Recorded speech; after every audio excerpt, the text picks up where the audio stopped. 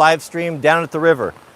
I purchased a second Starlink. I got the portable version made for campers and such, and I brought it down here, and we're going to try it out. This is going to be kind of cool. It's pretty easy to set up. You just need a little 110, and we're actually broadcasting Wi-Fi signal where there isn't any. Made for campers and such. Oh man, nothing but the best production.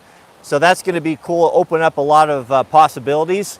I guess if this works out, we'll be able to stream from essentially anywhere. So give me a second here. Is it going to be a little bit of a learning curve? Let me know how the audio is. I've got my dead cat on my mic here. We'll see how that works with the noise in the background. But let me pull the chat up here. I don't know where that went. And then we'll jump into it. Pretty amazing technology, isn't it? Noah, welcome. Audio sounds good. We can tweak that a little bit according to what your needs are, but shouldn't be a problem. Boy, beloved, I'll tell you, I have really been enjoying the cold river plunges. I have to say that after day 3, it's gotten significantly easier. I was questioning my sanity the first day or two.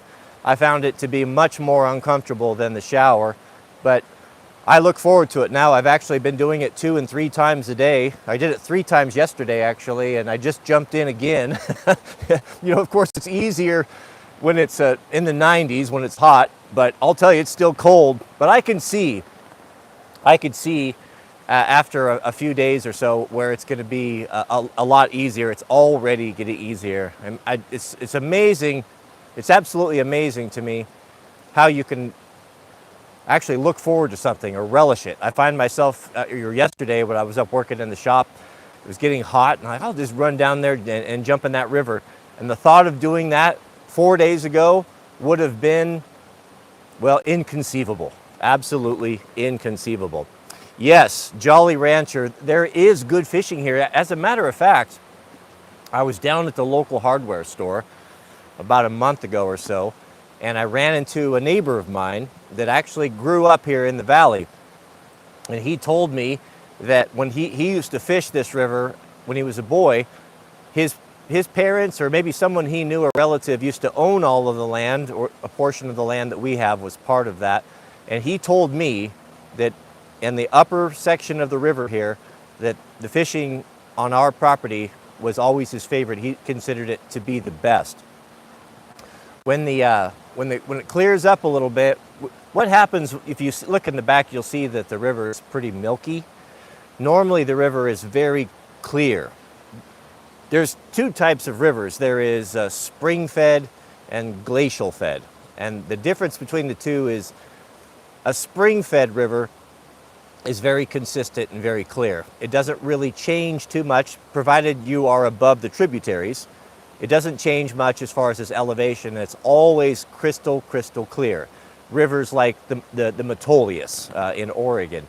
Whereas the river here, Fuji River, is glacial fed. That means that it is fed directly from the melting snow off of the mountain. And when it gets really hot outside, when that snow melts, the river will raise a little bit. Not too much. It never does.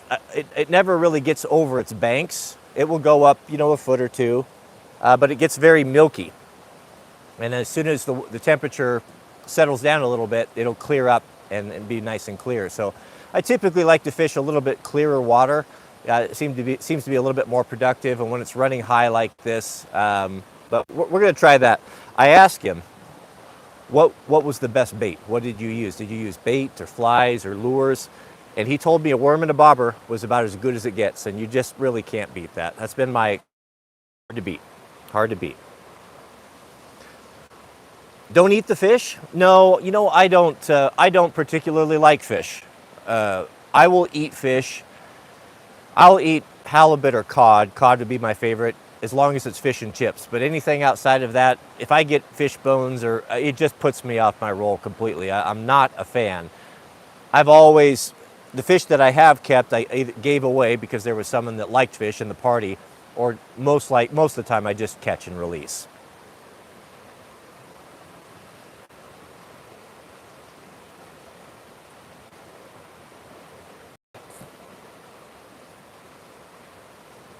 Mr. Punish is asking, why do I wear 2 watches? Well, I like to know what time it is. I have a pretty busy schedule and I always like to know what time it is. Yes, Charlie, go ahead. It's open forum. You can ask whatever you like. We're here to hang out. Yeah, Arizona, you get it. You're a man after my own heart. There is nothing worse than getting a fish bone. And then you hear stories of people that get fish bones caught in their throat. Just the thought of that just gives me the shivers. I do not like it. There was some questions about pollution. You know, how do you feel about getting in a river that's polluted? This is source water, gentlemen. This is as clean as a guy's going to get. It comes right down off of the glacier. You know, just very close to here. It's absolutely pristine. So when you see it, if it looks a little bit green, that's not pollution or contamination. It's just minerals. We have a super chat from our friend Jamie kicking it off. Shout out to you. Welcome, Jamie. Jamie writes, what are your minimum dimensions for Proho when building a shop? Everything is so expensive now. We're at a buy once, cry once mentality. So I've had a lot of different shops. Shops from a single car garage up to the biggest shop that I had was 35 by 70 and a 40 by 60. I would say this, if you need to store anything in there permanently, a couple tractors, a couple vehicles, then a 40 by 60 really is the minimum if you want to have an area to work around in. A 40 by 60 gives you ability to put 2 big vehicles, a full-size Super Duty pickup and a large tractor, and that still gives you a 40 by 40 clear space to work in. So if I needed it to do dual purpose or dual duty, that's what I would go with. 40 by 60 is just about ideal. If you don't have to keep anything inside, or you don't mind pulling something out to work and then putting it back in when you're done, then a 40 by 40 is just really, really nice. I think that the 40 by 40 for Proho is going to be the golden standard.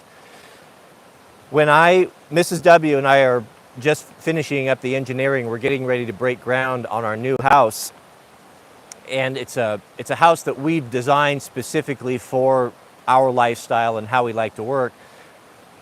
And I incorporated my work area into the house rather than having a separate building. So what we ended up building, our home was actually quite small, the living portion of it. If you were to look at the building as a whole, it would look large, but there's 2 things going on there. On the west side is going to be my studio, and on the right side is going to be the 2-story living quarters separated by Mrs. W's garage. We'll show you all this when we start building it. And what I learned from all my experience of having shops and what I like, I was figuring what I need for something, what size would I need for myself to do what I like to do and not feel crowded. And that came out to be just under 40 by 40. So it's 40, I think came out to like 34 by 40, 32 by 40, and that is a great, great size. Thank you, Jamie, I appreciate that. Good to see you here. Mr. Xavier Goslin, shout out to you and welcome. Gazier says, hi Cody, a hunting video would be very nice. Yeah, we've been thinking about maybe putting in for tags at Idaho this year. My dad's side of the family, my dad was born in Idaho and his family still lives over there, and they're big hunters. And we were over there visiting with them last year and we talked about that. So we might do that. So that might be an opportunity. I don't know for sure. We'll have to see how the schedule works out, but I would love to do that. Mr. Christopher, welcome. Christopher writes, Christopher lives in LA and he says, you inspire me to make a mini shop in my garage with some Grand Force Brooks axes and tools. Thank you for the escape of city life. Yeah, you can totally do that. And I did that for a long, long time. You're not going to be able to put up a 40 by 40 shop in Los Angeles, obviously. But I'll tell you, beloved, if you don't have a dedicated work area, a place that you can get away from the house and the responsibility of kids and family, I think it's really important. It's important for your mental health and just a place to call your own. For some reason, I don't know why it is, but we do let our women kind of take over the house, and pretty soon, before we know it, we're relegated to a man cave, which is a term that I absolutely detest. I think that a man that is the economic engine of the family should not be relegated to a man cave. I think that the family should be working to support him, that he is the main focus. He is the breadwinner, and there's no reason why you should have to have some crummy little spot in a basement somewhere. It's just not right, and it's not fair. So exercise your authority, claim what's yours, and whatever it is, set yourself up a nice shop and build it the way you like it. Surround yourself with the things you like, put nice things in it so it inspires you, and it's life-changing. It's important. It'll help your relationship as well. You know, the funny thing with women, many of them, it seems that they just can't stand to see a man resting or relaxing. It doesn't take very long, Saturday morning, Sunday morning, you plop down on the couch to rest and recuperate from a long, hard week of out fighting for a living out in the world, that woman sees you.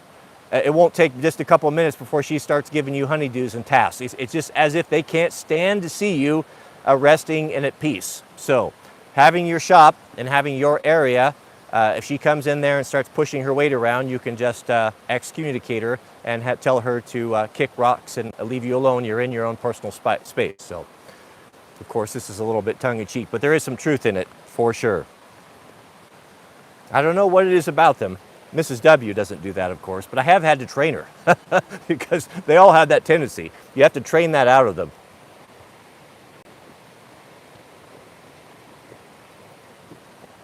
You cannot be too predictable to your women. You cannot be too common. You've got to be, as I would say, somewhat feral, so that they know, or they're always wondering, where exactly do they stand. You don't want them to be too comfortable, because then they could start taking advantage, and they can actually, there's a few bugs out here, lose respect for you. Being a feral man, a wild masculine man that is unpredictable, and I would encourage you every once in a while, and I'm not saying that you need to be unfair or cruel, not at all. I'm just saying don't let them know exactly where they stand. And keep them on the back foot a little bit, keep them guessing, and that keeps them occupied and keeps them from wandering. Thank you, Christopher. I appreciate that. Yeah, get your shop set up and let us know how that goes. We'd love to hear more about that. Mr. Dr. Prepper, welcome. Before I answer this, do you guys like the live stream on location? Is this working out? Is the audio okay? I was a little bit worried about the river overpowering. So give me 7s in the comments if you don't mind on location live streams, and give me 0s if you think that this is not good and we should go back to the shop. We may have to rotate here a little bit as the sun rotates around, because we all know that the sun moves and not the earth. Mr. Dr. Prepper writes, barefoot in the woods, barefoot, whoops. I gotta back up here. Let me open up my signal here. Sorry, guys. No signal. Okay, could be. That's all right. It doesn't matter. I'm gonna back out here. We can do this. The comments are coming in fast here. Dr. Prepper writes, barefoot in the woods. If you weren't so tall, I might mistake you for a hobbit, fine sir. Would love to see some elk cutting videos. Yeah, barefoot. I'll tell you. I was watching a video yesterday about being barefoot health. It's very fascinating. You can go and look into this a little bit. If you look at the foot structure of indigenous people that have never worn shoes before, their toes are very wide and very splayed out. They never touch. Very stable position. And then you look at Western people that have been born wearing shoes, and shoes with pointy toes that actually bind your feet and they force your feet into an unnatural position. I pity the fools that wear cowboy boots all the time. I've worked with guys that lived in pointy toe cowboy boots. A lot of truck drivers do that as well. And they just don't know. But if you look at their feet after a lifetime of that, they're basically deformed. And what was so fascinating about this study that I was reading about is that plantar fasciitis, which is something that runners really struggle with. And Mrs. W was a marathoner and is a runner, and she struggled with that and tried all sorts of different things. Well, come to find out, it looks like that plantar fasciitis might be a direct result of the lack of blood flow to your feet. And the lack of blood flow to your feet is caused by the crunching of your toes together. That's pretty interesting, isn't it? So I've taken, it's just the more I read and the more I look into it, the more I do it, the more I'm convinced that the time, as much time as possible, should be spent barefoot. The grounding is one thing, but just the overall health, fitness, and strength and balance. And it's not a bad idea to toughen yourself up a little bit. I like that aspect of jumping in the water and tempering yourself for hardness and having tougher feet. There's just a lot that goes into it. I probably, the only time I wear shoes now is when I leave the house. And even in the car, I have them off. I like to wear the Dansko clogs because I don't have to tie them and I can slip them on very quickly. So really the only time I'm wearing shoes is if I go out of the car, shopping, restaurant, into town, whatever, motorcycle riding, or if it's extremely cold. But even when it's cold, I try to go barefoot as well. I think it's very good for you. Yeah, look at the hobbits. They had big, strong feet. We have Solon KC is asking about my thoughts on the Ben & Jerry controversy.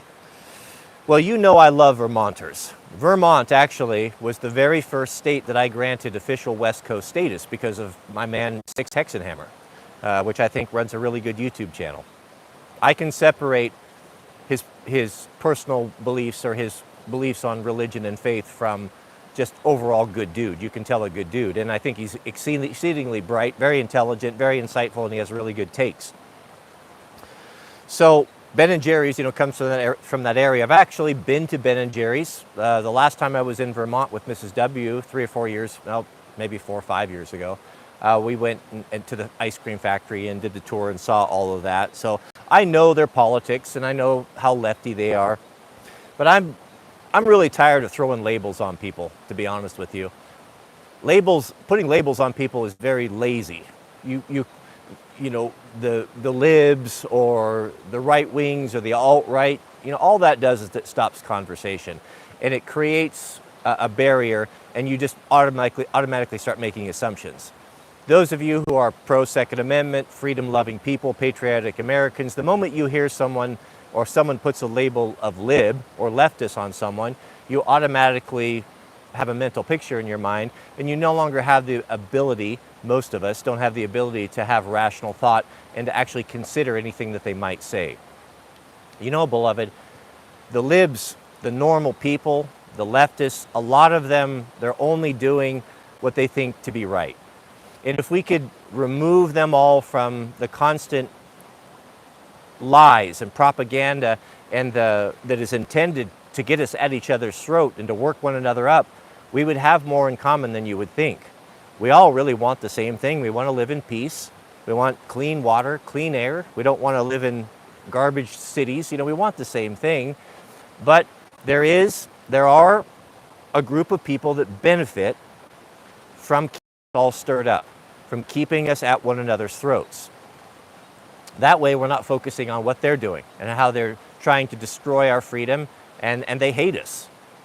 And they know that if we ever woke up, if we ever were to get together or have a meeting of the mind, the left and the right, then we would all see and start to focus on them, and we would root them out of their ivory towers. And we would tear those ivory towers down, and we would put them up against the wall. And they're fearful of that. So they know they're such a small minority. They know that the only hope they have of maintaining their survival and their lofty positions in this world is to keep us distracted. Keep the white man fighting with the black man. Keep the woman fighting with the man, etc., etc. So I think, and I'm the chief of sinners when it comes to this, of putting labels on people or seeing people that don't agree with me as an enemy. I think it's time to stop that. I think we need to start focusing on the true enemy, and that really isn't the left necessarily. There are evildoers in there, people that have ill intentions, but the majority of people, I think, want similar things and are not, their politics are, I don't know.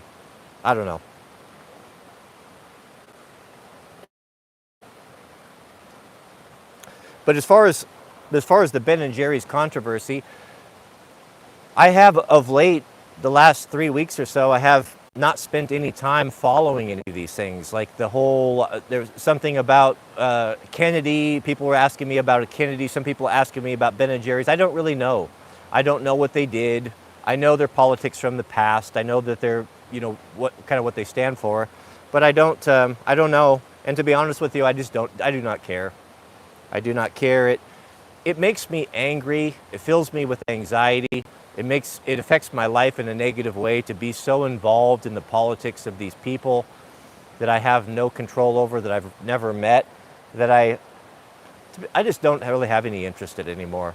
I'm more interested in spending time with my family and affecting change in my community. That's what I can actually do. I do not care. You know, all of the rage about Ben & Jerry right now or whatever, it's just the latest thing. And in a week or 10 days, we'll move on to the next outrage. It'll just be outrage after outrage after outrage. How productive is it? You know, it's funny, what happened to COVID? I woke up this morning and realized, I guess COVID's gone. What happened to that? Was that not the outrage that is, no one's talking about that anymore, are they? Boy, what a big deal it was 2020, 2021. We have a super chat from Hanky Mountain Garage. Shout out to you, Hanky Mountain, who writes, a guy with a Case Mini X dug our well pipe 3 foot deep in the yard. Drywall guy is letting us hang it ourselves, and the bathroom is ready for Adventech. A 3 foot well pipe? Well, that's good news. You know, we talked about that yesterday. It's good news. The guys are always looking for a way to save a little bit of money when you're building your home. And one of those things that you can do is hang drywall yourself. That's something that most people could do. You don't need a whole lot of expensive tools, and you can pretty well master it in a day or two. But as I said, it can be a little bit rough, and there are a few things to know, and you have to orient things right. And here's the thing with drywall that a lot of people don't understand or don't think about when they're nailing it. Drywall comes in a 4x8 sheet, just like a piece of plywood. Next time you're at the hardware store or the big box store, look at it and put your hand over it. And on the edges, on the 8 foot sides, it's thinner. If you run a handle on it, you'll feel that it goes down. It's concaved, thinner. The reason for that is when you butt two joints together, it comes along and it goes down, and they butt together like this. And what that allows you to do is it gives you an ability to skim mud in there. If you just butt joint drywall and don't take advantage of the concave design of it, then you get a hump in your wall. That's the reason why that's done. And a lot of people that hang drywall, you know, they overlook this, or they don't do it properly, and it makes a lot of extra work for the guy who comes in and muds it, because now he has to feather it out a lot further so that you won't see that hump. But that's good. You'll save some money that way. That's what I would do. Hang your own drywall if your finisher is okay with that, and then have him come in and do it. You'll be glad. You'll get a lot better job that way as well. Okay, well, I'm seeing pretty much unanimous 7s. You guys seem to like the on-location live stream, and we will do that as well. I have a lot of beautiful things to show you guys. I've been trying to think of a way, the really cool stuff, like the amazing scenery that we have up north, places I've discovered with on my dirt bikes. If I could figure out a way to transport the Starlink on a backpack and have it, take one of my EcoFlows with me, we could go up there and we could have some pretty awesome locations for our live streams. That'd be kind of fun.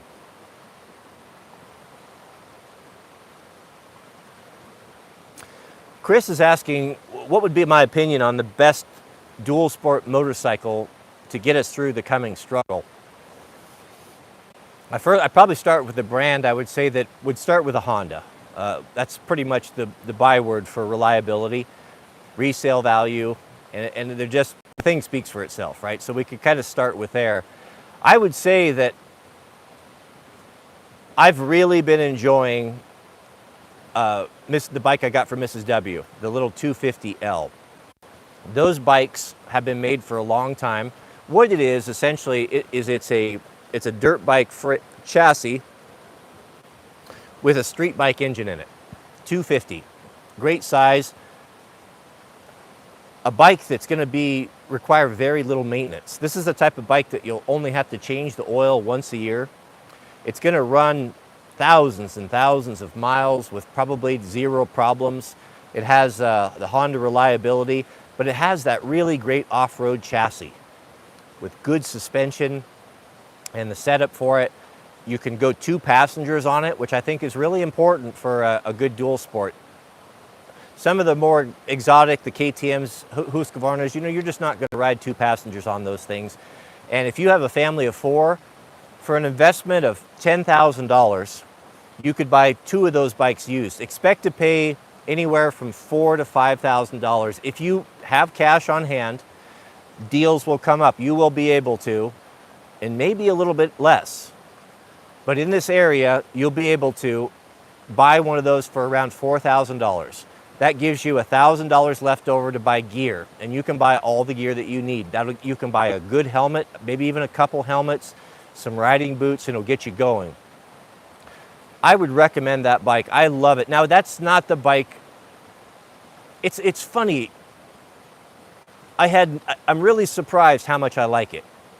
Coming from someone that rides a built to the absolute nuts, best of the best TE 300 2-stroke, race, super light. I love that as well, but I find myself riding that 250 more than I do my 300 because it's just easy. It's easy on the road. It's delightful. It's predictable. I feel safe on it. It's very planted. It's a wonderful, wonderful machine. If you're a bigger guy, you want something a little bit more grown up. Maybe you've got some experience on bikes. I think the 650L, the Honda 650L, that thing's been produced since what, 1992? And again, you're going to pay about the same price for that. Brand new, they're, what are those things, $7,000? But they resale like crazy. And I'll tell you, gentlemen, you may have some money in savings, and you think a purchase like this might be irresponsible. But if you buy it right, and you take care of it. If you buy a 250L for $4,000, you buy a 650L for under $5,000, $4,500, $5,000, it is an investment, provided you take care of it. You will always recoup that money, and you'll probably sell it 10 years from now for $1,000 or $2,000 more than you paid for it. And that whole time, you get to enjoy it. You can go 2 up on it. So if your wife's not on board, or your girlfriend, it might help to tell her, hey, I've been looking for something that we can do together. We can get out of the house and go out and explore. What better way to do than that on one of those bikes? It's fun for everyone, and I think it's a wonderful sport, and it's life-changing. Stay away from the cities. I don't, with the way as crazy as things are and aggressive as drivers are now, and talk from someone that started riding street bikes when I was 16, the difference in the attitude of people, and just there's so many more people than there used to be. It's hazardous to ride motorcycles in urban areas, and people are very aggressive. I much prefer to ride in a country setting, in a rural setting. I don't really want to ride a motorcycle faster than 45, 50 miles an hour. I don't enjoy the wind buffeting me. I like the slower speed. I like to look at scenery and just enjoy and cruise along.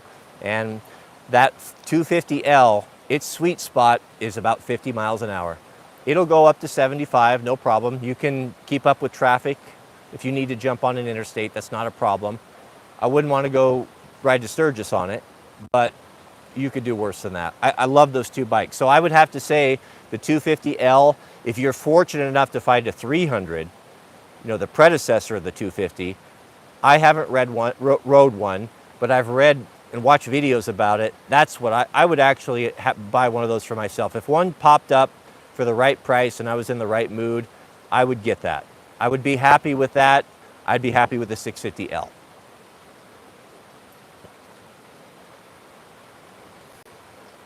Our signal's not working today, so I have to back up a little bit. I'm going to be not quite as smooth with the comments here, so be patient with me here. Mr. Kaysen, welcome. Good to see you, Kaysen, back. Kaysen writes, I wear boots primarily. However, I only wear square-toed boots. I only wear tennis shoes when I'm in the gym. Yeah, no, I get that. But even tennis shoes, one of the common foot problems with runners who run in most runners, they spare no expense for tennis shoes, is that plantar fasciitis. And it looks to be, a lot of people believe that the lack of circulation from squishing your toes up is a direct cause of that. So tennis shoes, just regular tennis shoes, are not the key. If you look at the shape of your foot, and when you crunch them into tennis shoes, you're pinching your toes up there, and that's hurting the circulation in your feet. The feet are your feet are your foundation. It's something you really need to take care of.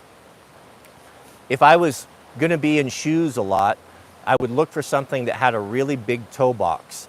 And there are companies that now, I can't remember the brand, but I purchased a pair of lightweight hiking shoes that have a huge toe box. They look kind of funny. They look like clown shoes. But when you're in them, your toes are completely in their natural position. They don't even touch the sides. So you might look into that and buy a pair and try that out and see if that works.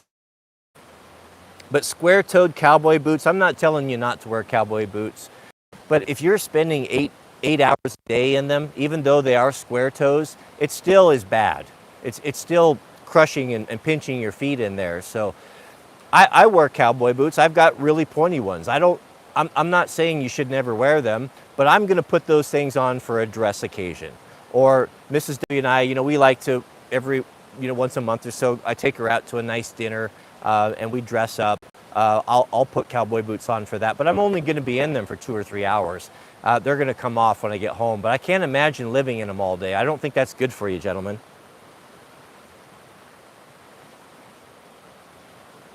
Thank you, Kaysen. Good to see you here. And Mr. Ben LePage, shout out to Ben. It's always good to see Ben. Ben, I can't tell you how much I appreciate your faithfulness. You have been here a long time.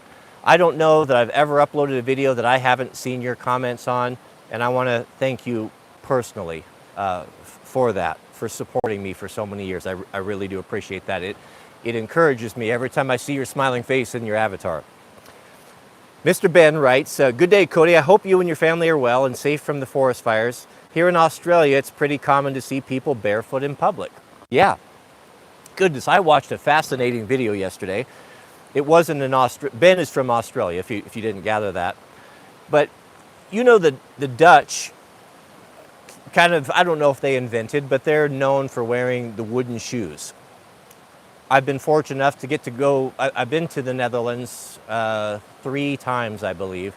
And the last time I was there, I went to a factory where they made the wooden shoes, and it was very interesting, the old traditional way. I bought a pair and wore them home.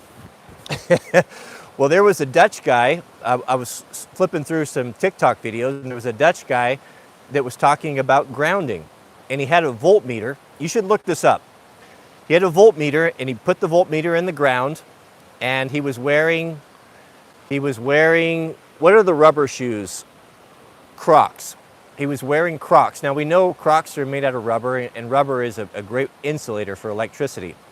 He put a grounding rod in the ground. He put the voltmeter, connected it to the grounding rod, and then he held the other end with his hand, completing the circuit. Well, when he showed the voltmeter, it showed 0.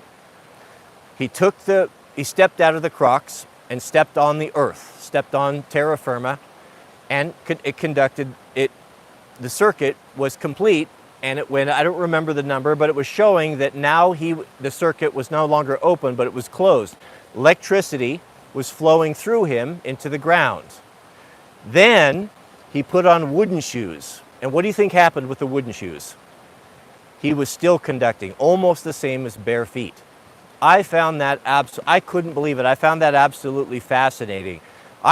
When we were moving from the old place, we had to move so quickly. We had so much going on. We were getting rid of stuff, and I'm so disappointed I did not keep the wooden shoes. I was slashing and burning. We just couldn't take everything. And I kicked myself for not saving them.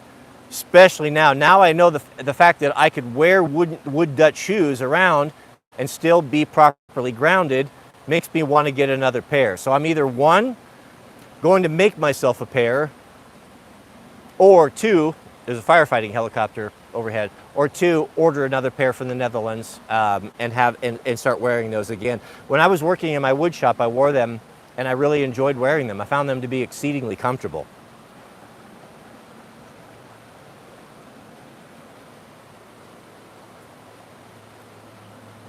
Oh goodness, I'm backing up here. Thank you, Ben. I sure appreciate that. We have a super chat from, I don't even know how to pronounce that, Juarj. Shout out to you. He says, hello from Europe. Do you have any recommendations for Europeans whose governments do not support the ownership of airsoft guns?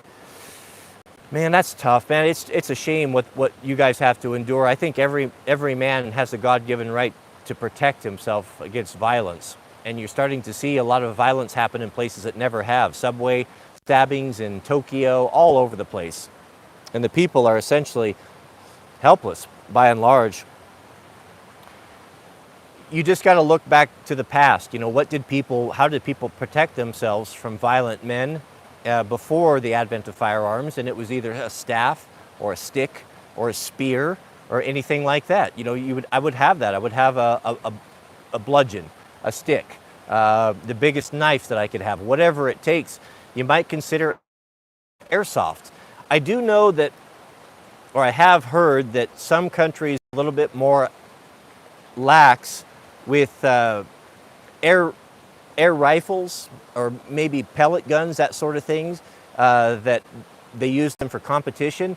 You know, in some of the German-made air rifles and even the air pistols, I have several of them myself, they hit pretty hard. You know, people are going to laugh and say, oh, yeah, right, you're going to defend yourself with an air. Well, I'm not saying that, but I'm saying it would give you some range. I have air rifles that are lethal to 50 yards that I've killed small animals and small game with, so they're not nothing.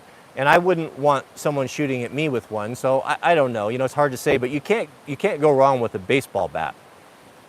Baseball bat, at least in this country, is a great defensive weapon because no one can really say, well, he has a weapon. Well, you can say, well, no, I don't have a weapon. Make sure you have a baseball glove with it, even if you don't play baseball, because it looks like you do, right?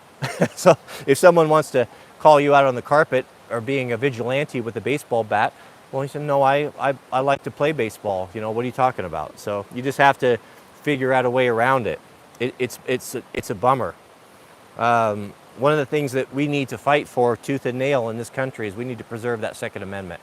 We can never let that be taken away from us. Once we do, if Americans lose the 2A, then the world is lost. The world is lost. All of you Europeans, all of you are dependent upon America maintaining the Second Amendment. I don't care how you feel about it or what you think. That is the unvarnished truth. It is the only thing that is keeping pure evil and tyranny from sweeping over God's earth. Thank you, brother. We have a super chat from Bambino. Welcome, Bambino. Good to see you back. Bambino asks, what brand are your jeans? Thank you for teaching good times, good values, and staying resolute in these trying times. God bless, from the UK. They're actually, the proper name would be dungarees. The dungarees that I wear them from two different companies, but my most favorite is Ironheart of Japan.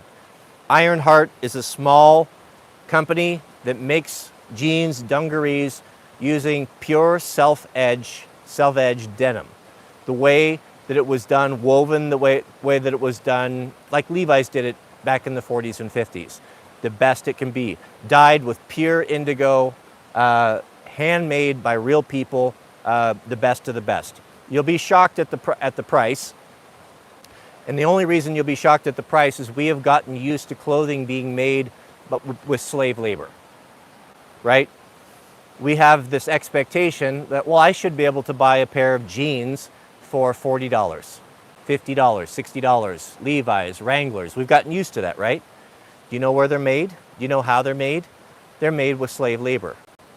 They're very poor quality. You ever wonder why when you put on a pair of jeans that they're a size bigger at the end of the day, and you got a big saggy butt, and the waist is all blown out, and they never fit. Like when you pull them on after they're off the clothesline or the dryer, you know, they feel and fit so good, but at the end of the day, they're just garbage. Same way with Carhartts. Carhartts are garbage as well. Very low quality, overseas made. Just, they're not very good. What do you expect? I mean, how much can you expect from a pair of $40, $50, $60 pants? If you go back to the biblical days, even if you go back 100 years, clothing was very expensive. The common man would not have had multiple pairs. You would have had maybe one pair, maybe two if you were a God-fearing person, because you would want to maybe dress up and go to church. You had your Sunday clothes and you had your normal work clothing. You did not have a wardrobe. You did not have multiple choices and selections because they were expensive. They were handmade. The processes, the materials of going from the cotton plant to the dyeing with the indigo to the hand stitching, it is a process. It's very laborious and it takes a lot of time and money if your normal people are making them. So you're going to pay, if you want the equivalent today, if you want the best of the best, if you want something that is going to last you your whole life, if you take care of it, it's going to last, it's not going to fall apart and be 2 sizes bigger at the end of the day. This is what it takes. If you want quality, you have to pay for quality. If you want quality, everything needs to be done properly. These pants, these jeans, these dungarees from Ironheart, sugarcane, what have you, these are all, the indigo is pure. The cotton is pure. It's all dyed in Japan the old-fashioned way, one string at a time. And so this is a process, and it costs money. You're going to pay over $300 for a pair of Ironheart denim. $300, $350. It's about, that's just the way that it is. So I don't judge anyone, and I ask you not to judge me, because that's what I like. I like the ethics behind them. I like to know where everything comes from. I like to know that the guy dyeing them is getting paid a fair wage. I like to know the guy that's sewing them or the woman is getting paid a fair wage. And I like that they're made the best quality that they can be. So that's why I wear them. And they'll speak for themselves. Once you own a pair, it'll sell themselves. They'll sell themselves. So it's not for everyone. I get that. But that's what I wear. Ironheart is my favorite. Sugarcane, it's right up there. I like those as well. I do prefer Ironheart. I like the 21 ounce. The 21 ounce is nice. I like the 14 ounce for summer. That's the weight of it. So 21 ounce is pretty warm. It's very, very thick. It's ideal for winter. They're very, very warm, but it's a little bit much for the summertime. So in the summertime, I usually try to go down to a 14 ounce, which is much cooler. It breathes a lot better. Thank you, Bambino. I appreciate that. Mr. Wyatt Hammond, shout out to you. Wyatt writes, hello, I've been a listener for a bit. I would like to purpose PA Dutchmen are the best East Coast men, the original Proho. I love my Dutch brethren, I'll tell you that. I was absolutely shocked. The last time we were in the Netherlands, now Mrs. W's twin brother lives there with his family. He's married to a woman that's Bosnian, and her parents were refugees from the Bosnian War, and they landed in the Netherlands, and the Dutch people accepted those folks that were refugees from that horrible conflict with very open arms and have been very generous to them. So that in itself has been very endearing to me. In my experience with the Dutch people and how friendly they were and have been to me when I was over there, I felt very welcome there. Mrs. W suggested when we were over there last time, maybe we should do a meet and greet. And I dismissed it. I thought, well, there's no one over here that's going to want to do a meet and greet. I don't even think anyone over here would even watch our YouTube videos. Boy, was I wrong. I announced a meet and greet at a local park, and the outpouring of Dutch people that came, there were even people that came so far as Germany. It was heartwarming. It was wonderful. And if I didn't love the Dutch people before that, it just gives me goosebumps thinking about it. The Dutch people will always be very center of my heart because of the way that they have treated our family and how welcoming they were. I dropped my phone.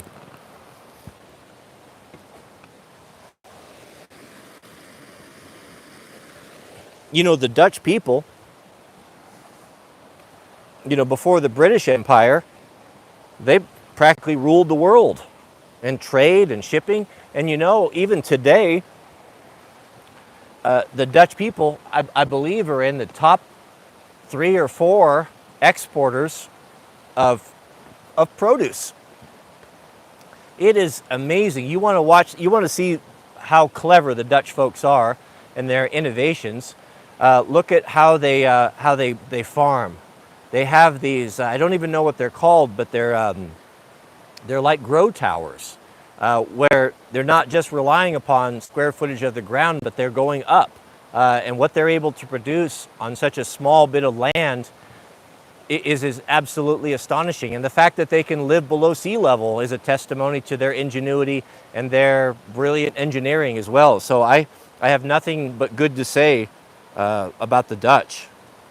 And another funny thing about the Dutch, it was a big shock for me. Oh goodness, I've lost all my, trying to get my chat back here. Ever since some 3-letter agency started monitoring all of my internet and phone traffic, my phone has never worked the same. So shout out to the agent assigned to me. Hopefully you'll stop being a fascist and put down your badge and come and join people that come and join real Americans and stop fighting against your fellow people. Oh, I'm backing up here. Sorry, guys. I just saw a comment that may have caught me lacking. Wyatt, thank you, Wyatt. I sure appreciate that. Yeah, I would say that's true. Yeah, you know, I'm going to go ahead. I'm going to make a decree right now. It's official as of this very moment. I am going to extend official West Coast status to our Dutch brethren. Congratulations. You are now officially West Coast as well. Welcome to the fold. It's a very small and elite group. You have earned it. So shout out to the Dutch. Another funny thing about the Dutch, or not funny, but interesting. Now I'm 6'4", so I'm on the tall side. I am used to looking over top of people. But when I went to the Netherlands, I felt short. It was the first time in my life that I felt short. And it was the first time in my life that the majority of the women that I met on the street or that I talked to that were the same height as me, that I was looking, it's very odd at being 6'4" to look a woman eye to eye. And the men are much taller. So I felt very small. The Dutch, I believe, are the tallest people in Europe, if not the world. And if there are any official West Coast Dutch people that have access to some good Dutch wooden shoes, let me know if you could expedite that, and I'll PayPal you whatever it takes to get me a pair. Size 12. Thank you very much. We have a super chat from Midwest. It says, thoughts on GoPro with dual sport? I think it's a good idea to run a GoPro camera running. Yeah, I run a GoPro. I'm 2 generations back on the GoPro. I don't know if I have a 9. It's either a 9 or a 10, and it has been completely unreliable, and I hate it. I'm in the market for another action camera, and I've been looking into it a little bit, and apparently the latest GoPro, I think it's maybe the 11, they seem to have worked out some of the issues that they've had, and it's working out pretty good. So I might get one. It's either that or the DJI Osmo. It's going to be one or the other. So I think it's a good idea. So I'll let you know what I decide on and what I get. But yes, it's a very good idea just to protect yourself. We had a run-in the other day, the Warband. We were up on our dual sports up north towards Fuji, and there were 4 of us, all armed. Of course, we always travel armed. A formidable strike team, the Warband is, when we get together on our dual sports. And we came around a corner. We weren't going very fast, but approaching us was a full-size Super Duty, similar to what I have, but lifted, probably sitting on 37s or so, with a single occupant in there. And the driver, this was on a logging road, the driver actually tried to run us over. All 4 of us had to ride off to the right, into the ditch, up over the side, and around him to avoid him. I saw him. He was very close, very slow. I made eye contact with him. He intentionally tried to crash us or to run over us. I don't know why. Who knows what. But road rage and just people people just have less patience than they used to do. I have made the determination, maybe because I'm older and more wise than I used to be, I have no ego anymore. In the past, I would have pulled over and there would have been a fight, and maybe a gunfight, because all four of us were armed. But you know, we all have communications, and we're all talking about it, you know, and we talk regular. We have speaker systems in our helmet. We went around him and just got away. That we have all resolved. There's nothing anyone up in the forest has to say that we are interested in hearing. Nothing whatsoever. I don't care. We have no ego. The only thing I care about is just getting away. I don't want any conflict. Now, if I get in a position, or had he boxed us in, then the story would have been very different and he would have rued the day. However, it didn't turn to that. And once you get around someone on a dirt bike, you're untouchable. There's no one that can follow you or chase you when you're on dual sport. We can hop over logs, we can go around gates, we can cross rivers. Where we can go on dual sport, no vehicle can even think about going. So that's, I don't remember what the point was, but that's what happened. Oh, GoPro. So yeah, it would have been nice to have had a camera running to document that, you know, for legal problems, or if you had to defend yourself in court, etc. It's no longer he said, she said. It's video doesn't lie. Well, it didn't used to. It lies now, though, doesn't it? We have a super chat from Mr. William. Shout out to you. Thank you for your generosity. William writes, I did not lose my trust in and loyalty to the system until after 2 shots and mandates. You're not alone in that. You are not alone. The trucker convoy in Canada clinched it for me. When our leaders lied and lied, now I'm full of dissent and I am going full pro-ho. Yeah, you're not alone in that. And a lot of people woke up to that, and they understood that the government is, you know, we always knew that the government was inept and slow and inefficient, but it was just a necessary evil. I didn't understand, or I didn't see, now I know it's always been this way, I didn't see that they were antagonistic towards us, hated us, and are actively seeking to hurt us, to harm us and our children.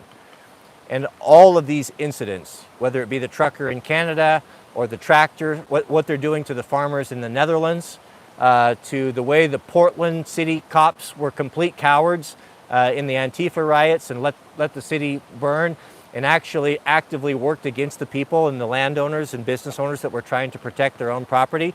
We saw everything, and we saw who they truly served. And that's why I have such a disdain and a hatred for law enforcement, because they are the ones, they're the tyrants that allow the elite to persecute us. They're the ones that they'll send to our house to kill us and to throw us in a cage.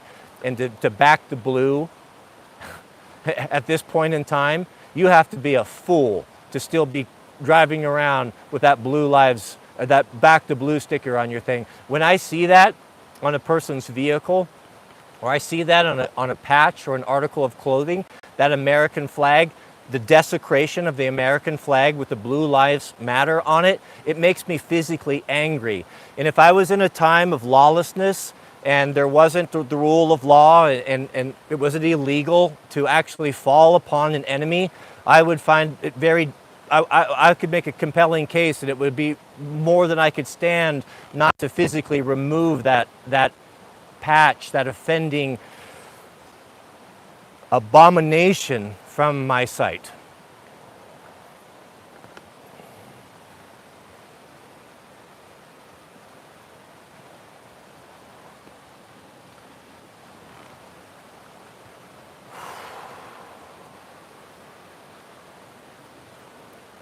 Was I unclear? Mr. Joe, shout out to you.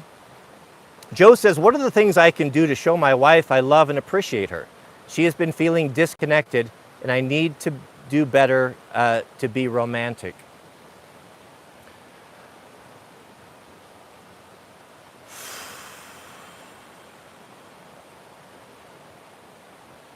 You don't have to spend money.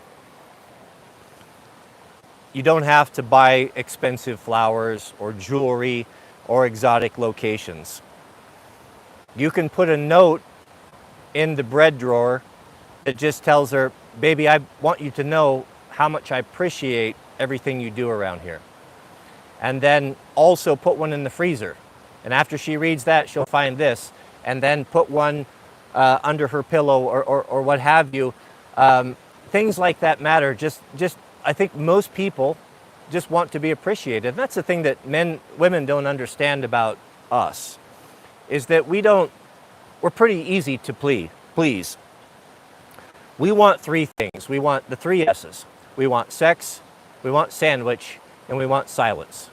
Outside of that, if a woman provides that for us, we will most likely never stray, and we'll be happy to go to work and get up at 5 in the morning and to break our bodies to provide for our families. Almost all of us are willing to do that. But there's one other thing that we need to have, and we need to be respected.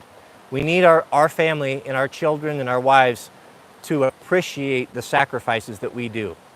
Because they need to understand that if we were single men, we wouldn't have near as big of a house as we probably live in. We wouldn't have all of this knickknacks and multiple cars and jewelry and matching dishes and duvet covers and pillows and art and all that stuff. We do that because we like our women to be comfortable, and it's important to them, and so that we do what we have to do to make that happen.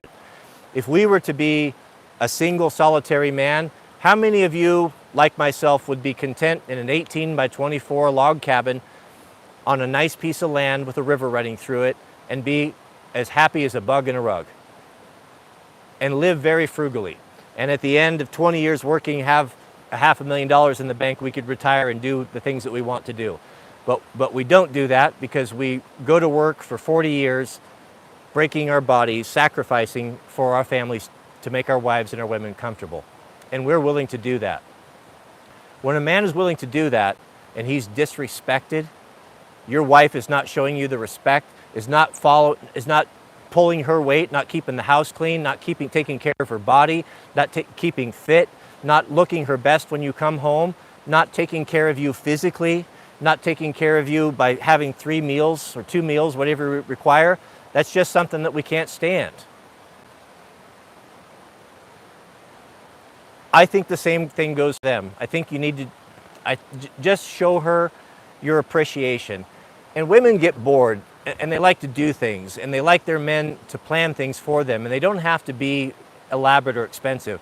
I would encourage you, if you're in kind of a rough spot and the flame is burning low and you've been married for a while and things have gotten routine, be a little bit unpredictable.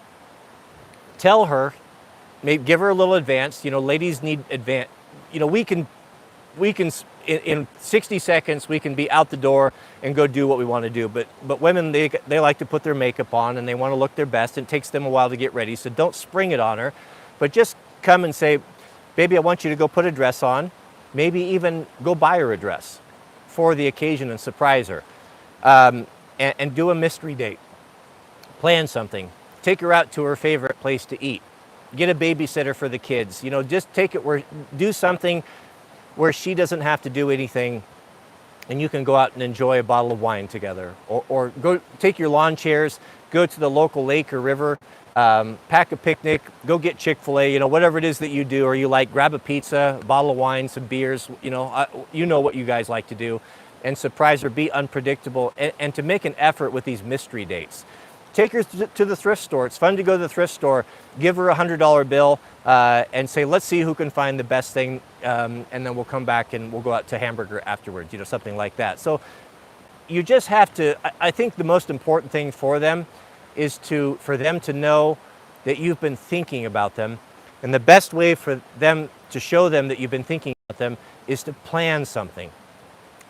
To know, just to a woman to know that you made the effort to call and make reservations at a restaurant ahead of time without her having to do it, it makes a big difference. So again, it doesn't have to be anything fancy or elaborate. I think the most important thing is just to show them that you've been thinking about them and that they are appreciated. That's the advice that I would give you. Oh, I'm backing up here. Goodness.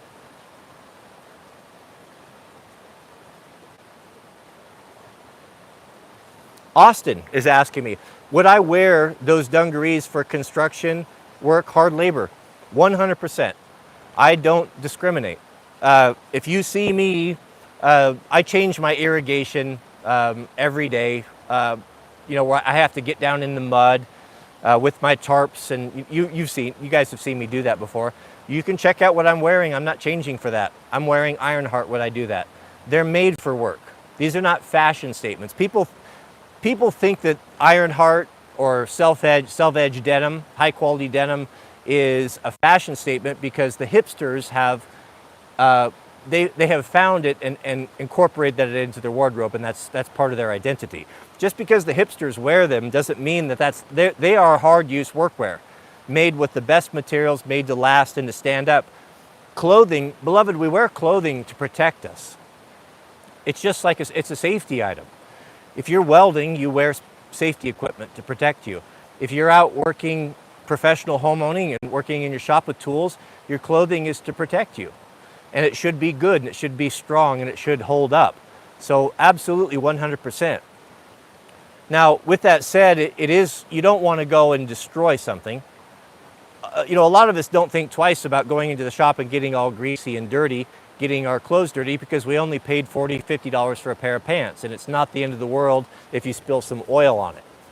Well, you pay $3.50 for a pair of dungarees, you're going to be sad if you spill oil on it. So what I do is I wear a shop apron. Get yourself a shop apron, a denim apron on the front, and just get a hook in the shop, hang that up there.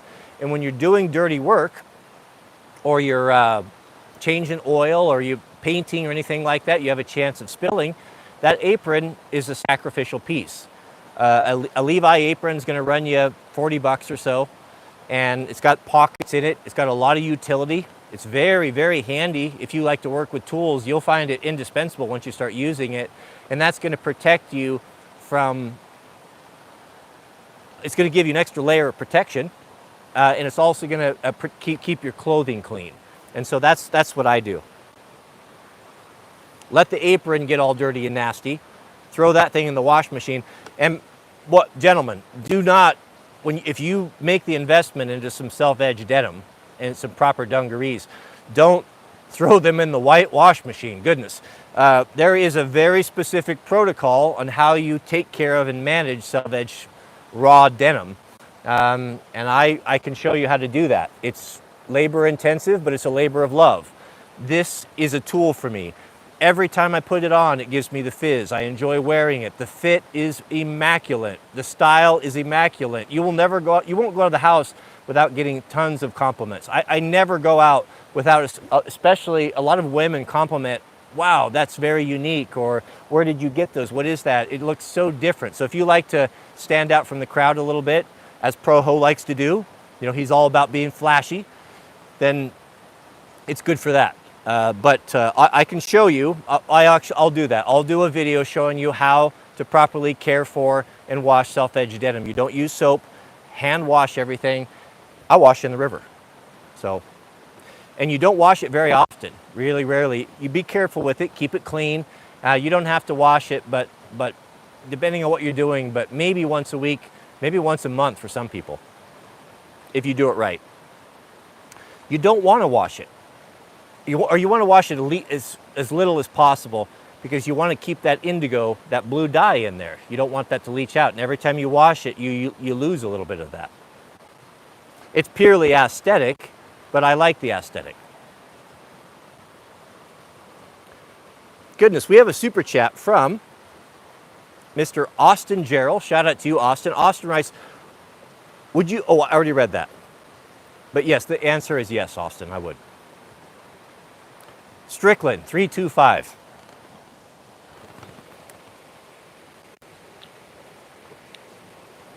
I have to tell you, gentlemen, it's much more enjoyable doing the live stream down here by the river. The river is so cold that a breeze comes off of it. It's multiple degrees cooler down here. It never gets hot. It's always just a gentle breeze. It's cool, and you never sweat. It's a wonderful respite on hot days. I'm very pleased that we're able to live stream down here, and this is probably going to be our daily thing. I'm backing up here. We have a super chat from Strickland 325, who's also a member. Shout out to you, brother. Looking at a diesel 2500 truck, thoughts on the Ram. Dodge traditionally, Dodge of the three American brands, Ford, Chevy, Dodge, has always been the worst. The only, in my opinion, and this is from someone that's worked on a lot of Mopar stuff, the only redeeming value that Dodge has is that engine. They've got the good engine, the Cummins. But you take that away and the trucks are not very good. They have a lot of problems on the front ends.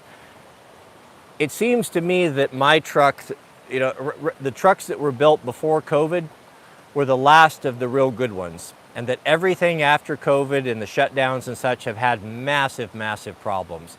There's a lot of staffing problems, there's a lot of QC problems, and all of the brands have been affected. Ford, Chevy, General Motors has turned into a POS. You know, I know that's gonna rub the wrong way. I know how dogmatic we get about our brands. I get it. You know, I'm a Ford man. My granddad was a Ford man. I get it. But let's strip all that away and look at it for what it is. It's pretty bad. A lot of problems, a lot of warranty problems. I watch a lot of mechanic channels, and guys talk about this a lot, and it's just unbelievable what's coming out of the factory, all the brands. So I would say that. If you need a diesel,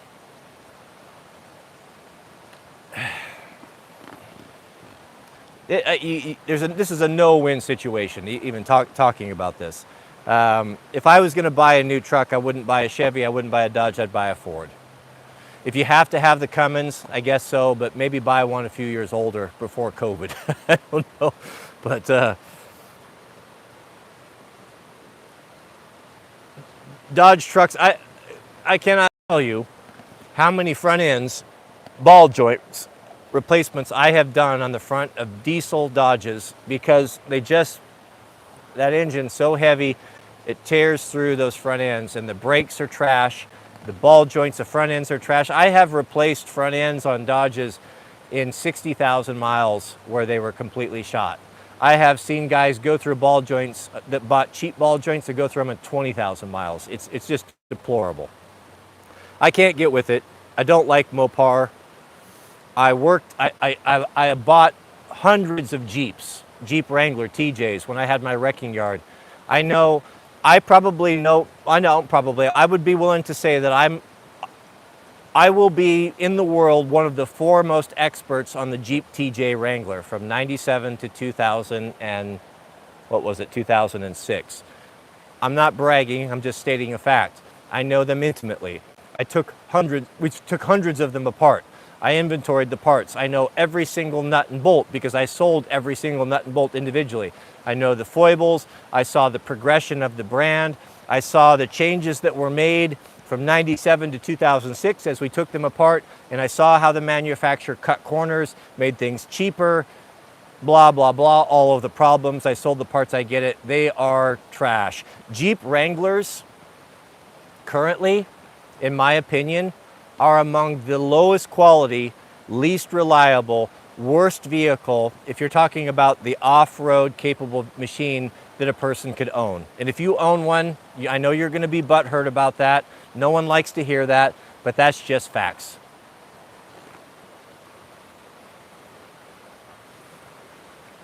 Buy a Ford, 2019 or older. Mr. Jack Smith, shout out to you, welcome. Jack writes, I agree with the Second Amendment. I'm 26-year-old gunsmith in the UK. Oh, that's interesting. I've never talked to a gunsmith from the UK. I fear in not too distant future, air rifles will soon be licensed, so we will only have shotguns. Best wishes to you and your family. Yeah. You know, and as a gunsmith, you're in a unique position where you can act accordingly, and you can read between the lines on that. You know, there is sometimes a guy's got to do what a guy's got to do. Keep it on the DL, but you have every right to protect your family.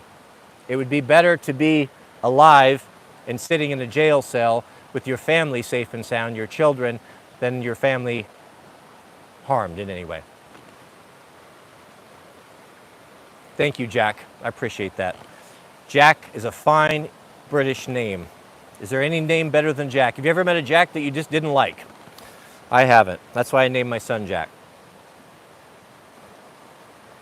We have a super chat from Acadius, my mop. I don't know. I don't think I said that right, brother. I apologize.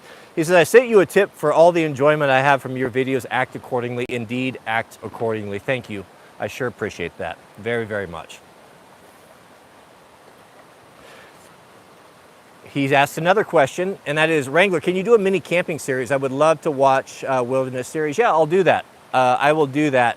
Mrs. W and I, we've got some stuff planned.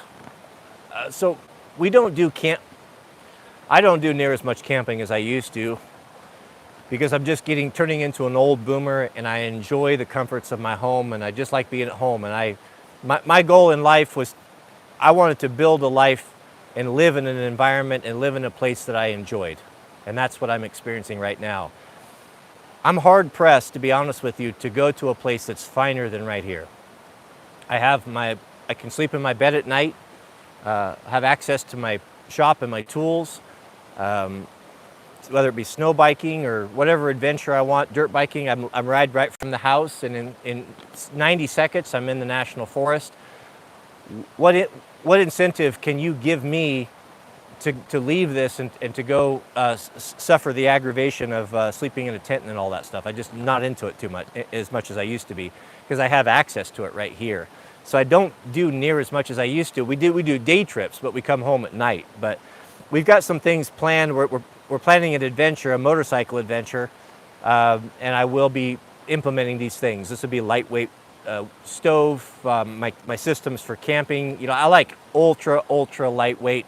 I really embrace the latest technology. I look to people that are into ultra marathoning. I look to people that are doing like really high speed mountaineering. That's what I was really into when I was in Colorado, fast and light.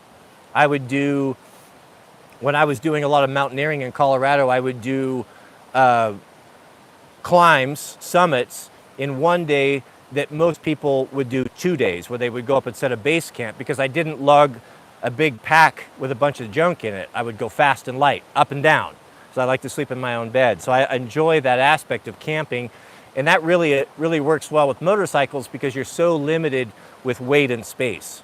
So I really embrace the latest technologies, materials. So I've got a lot of stuff that I've never shared that I use: water filtration, how to cook food, tent solutions, sleeping bag solutions, that it might be interesting to you, that I'll be sharing this fall, Lord willing. But thank you. Yeah, thank you. I'll put that up on the front burner, and I'll make that happen for you. Mr. Austin. Austin's a good name as well. I like that name, Austin. Austin writes, Austin is 25 and he's wanting to get his electrical license and go out on my own. Just nervous about the risk. Any encouragement? To hell with the risk. You have to take the risk. We are so risk averse. Beloved, we as men in this country have been essentially neutered because we don't take risks anymore. When's the last time you did something that truly scared you? Like where you were depending upon your decision and your ability to get you out of a jam that could have been life-threatening. When's the last time you've experienced that? Because our forefathers used to experience that on the regular. That's what builds testosterone. That's what builds masculinity. That's what builds stories, renown, courage, and reputations. That's what reminds you that you are a man, a strong masculine man made in the image of God, and you can accomplish so much. To defeat this river is not a small thing. To do a 10-minute cold shower is not a small thing, but it's a step back to reclaiming your masculinity that you've lost. It's not your fault. You grew up, you didn't ask to be put in this situation or this culture, but there you have it. That's where you're at. I've got a bug in my shirt.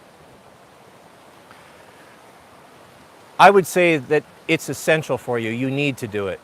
That's why we're up on the dirt bikes doing life-threatening adventures. You know, the thing with snow biking, for example, Snow biking, how I would describe it, it is a 50-50 mix of 50% absolute sheer terror and 50% absolute sheer excitement and fun. The terror comes from the probability of getting lost, which is very real, the probability of falling into a crevice or a creek and not being able to get out and your friends not being able to find you, the probability of breaking down far away from home. If you break down with a snow bike, you are not walking out. You're going to freeze to death. You have to get out. So the consequences are very, very severe. We're not talking about running around in the snow park or on the snowmobile trails.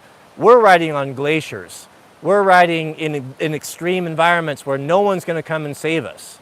We have to get ourselves out. It is truly an adventure of a lifetime. I've had multiple adventures up there that are greater and more exciting than anything that a lot of people, men that you know, have ever done in their entire life, and we do them on the regular. The same thing with the moto, the same thing with all of that, because it's important to push yourself. It's important to do things that scare the crap out of you, because that's how you know you're alive. You have to do this. You have to do this. Yes, you're taking a risk. No one's going to guarantee you success. It's going to be difficult for you. It's going to be difficult for you to take the classes at night because you're going to have to work most likely during the day. It's going to be difficult for you to get the insurance and the bonding. It's going to be difficult for you to put together your van and acquire all of the tools and everything that you need. It's going to be difficult for you to line up jobs and to keep that pipe full and to make a living. But you can do it, and you have to do it. And the sense of accomplishment in 5 years from the time we're having this conversation right now, you'll be a different man. You'll be more masculine. You'll have more testosterone. You will be a high-value man, and you have elevated yourself above your fellows, and you will be in the top 1% of real men to do something like that. Believe it or not, that's the truth. It'll change your life. It'll change your friend network. It'll change the ability, the quality of woman that you're able to attract, etc., etc. You have to do it. You have to do it. Don't be afraid. Turn your resolve to do it. You know, my granddad told me when he was back in Oklahoma, they had a self-sustaining homestead. They farmed, I believe, 80 acres. And he said that one thing his granddad taught him is when they would go out in the tractor and start plowing to plant corn, he said, my granddad was very particular about straight lines. I'm not an agriculture guy. I'll get the nomenclature wrong. Furrows, what have you. You know, the lines that the tractor makes. And they were busting sod back then, so it was most likely a single plow, so one at a time. And great-granddad insisted that they be straight fences and straight lines, because that said everything that's how you knew what type of a man, how a man was. If you looked at him and he had crooked fences, then he was a lazy man. He was not as good as he could be.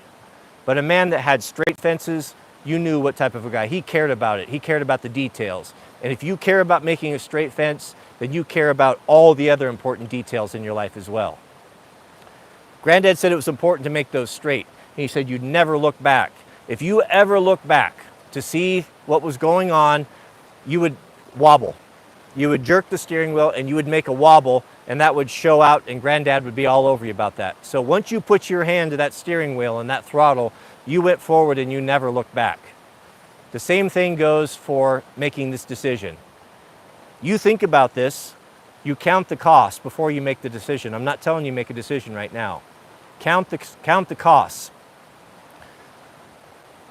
Know yourself. Do I have the grit to do this? Do I have the intelligence to do this? Do I have the courage to go out and to sell jobs? Do I have the work ethic to do this? And if you answer yes to those things, then you have made your decision. And you put your hand to that plow and you move forward and you do whatever it takes. You move heaven and earth to make that happen. In 24 months, you could have your certificate. You could be a journeyman, residential. You can hang a shingle as a journeyman and you can start doing jobs. And you don't have to do it right away. You don't have to jump in with both feet. You can go to work for an electrical shop. How you start is you start selling side jobs. And the side jobs will come to you. Contractors, there's a big desire for electricians. Guys will come to jobs that you're on. Hey, you got a card? I'm looking for someone to rough in my house. You got a card?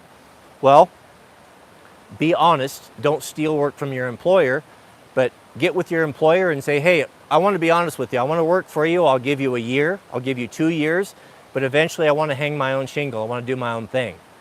If he's cool with it, what will usually happen is he'll give you work that you can do on the weekends, because there's going to be little jobs, little piddly things, or just he's going to have more than he wants to do that he'll funnel down to you. And that's how you start building your resume. And you're taking no risk. You're making a ton of money. You're getting your paycheck and you're doing your own side jobs. And then you set for yourself a goal. What do I need to survive? Do I need 100 grand? Do I need 125? Once you're able to do that on your own, that's when you make the transition. You shake hands with that man that supported you, gave you a job, no hard feelings, never burn that bridge. Never burn that bridge. And you will have a friend and an ally and someone that might even be able to come to help you. How nice would it be if when you're just getting started, you sell a big job, that you need 3 or 4 dudes to do it, that might lead into something greater? How nice would it be if you could call upon that resource and he could come and help you? You guys could work together, building relationships and friendships. That's the way you do it. It's not hard. When you look at it that way, for what it is, it's not that big of a risk. And at 26, man, everything's before you. You've got your health, you've got your youth, you've got your vigor and your energy. How many dudes sitting in my seat, 50, 60, would trade places with you in a heartbeat to be able to do that? So don't be concerned about not being able to do it. You can do it. You just have to ask yourself, do I have what it takes? And once you make that decision, then you put your hand to that plow and you move forward, you make it happen. 100%. 100%. Go make it happen, Austin. We'll be here in the live stream in 5 years, Lord willing, telling us about what you accomplished, what an inspiration you'd be to the rest of us. Mr. Daniel Summy writes, do you do any concealed carry insurance? No, I haven't, but I probably should. I have in-house counsel, so to speak. So I do kind of have a bit of an advantage. Mr. Joshua Manning, shout out to you. Joshua writes, Joshua's from Southeast Texas. Any man who lives in Southeast Texas is tough as nails. That is a hostile environment, goodness, especially in the summertime. Joshua just received my first canister from Ballistol. Do you like the smell? You aren't kidding. The smell is amazing. I appreciate it, sir. Yeah, I agree. I don't know why. Some people say, obviously non-proho, say they don't like the smell of Ballistol, but Ballistol smells, real good. A WD-40 smells pretty good too. When I was really into fishing, salmon fishing, I grew up, fishing on the Willamette River below the Willamette Falls in Oregon City, Oregon. It is the only urban, really productive fishery in the country. It's pretty incredible resource. So I grew up down there as a boy fishing down there. I pulled countless Chinook salmon out of there, springers and fall Chinook. And I am convinced that WD-40 sprayed on your bait, whether it be eggs or sand shrimp, makes a difference. And I love the smell of WD-40 as well. But shout out to you. Yeah, Josh, what you want to do is go get yourself a little tin. If you don't have one, go get a quart tin next time you go to the hardware store, like paint comes in. A tin and a lid, just a quart, that's all you need.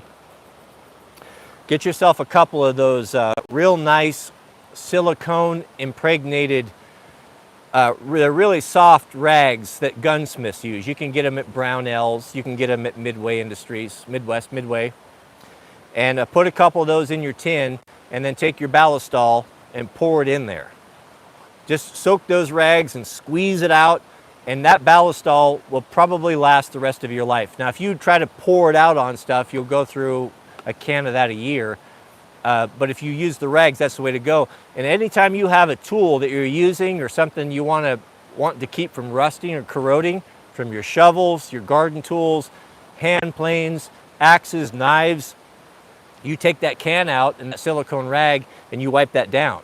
And that'll make your Ballistol go a long, long ways. And I always enjoy that. It's always an event when I get to pull out my Ballistol rags and wipe something down. Thank you, Joshua. I'm glad you got that. That's good stuff. Goodness, we have a very generous super chat from our friend Tristix and double Loctite member. Shout out to you. Tristix writes, an interesting book about women and love in general I found is called The 5 Love Languages by Gary Chapman. Everyone has his dominant way of accepting and giving love, a touch, time, gifts, etc. You know, I've had people that have said good things about that book. I've never read it, but thinking back on it, I believe it's always come from women. I think my sister got into that book a few years ago. I could be mistaken, but memory serves. I have heard that has been recommended to me, or I've heard people speak fondly of it. Haven't read it, but there you have it. Might be worth looking into. 5 love languages. I know Mrs. W's love language, so I don't have to read that book. But if I was struggling, or I was inept, or didn't know what that really meant, I might look into that. So thanks for that recommendation. Appreciate that.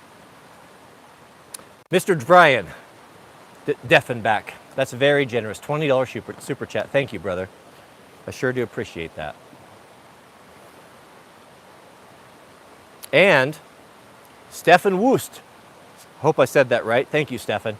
Stefan writes, Proho from Germany. Welcome. Germany sends best regards and blessings to you, your family, and his round table, and this round table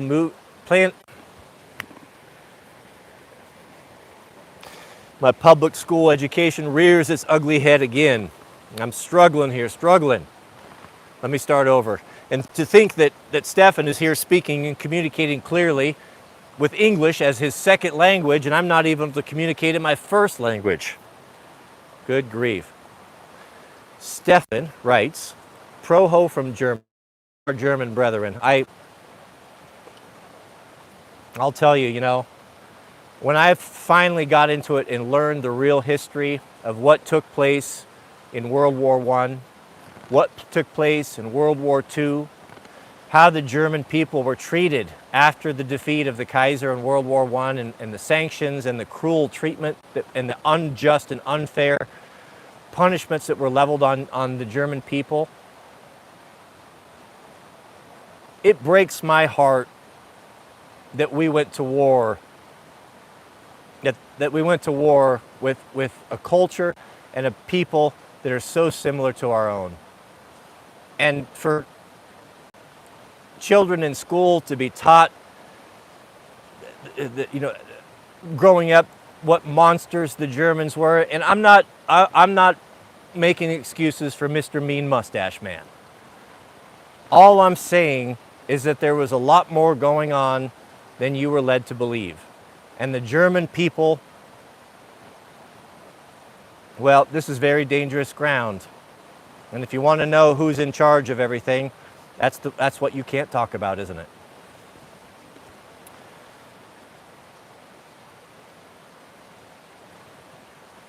Shout out to the German people. I hope they do well. We have more in common than we do with a lot of others, don't we? Stefan writes, sending best regards and blessings to you, your family, and this round table, planning to move to the USA at this point. Well, if you do, I hope we have an opportunity to meet someday. I really do. And speak frankly and honestly. We have a super chat from, I got to learn to pronounce this. I'm not a smart man here, gentlemen. I have trouble with these things. Acid is my pop. You know, it was just too simple. Acid is my pop. Shout out to you. I don't know why I couldn't see that through it. I was trying to spell it out. Acid is my pop, right?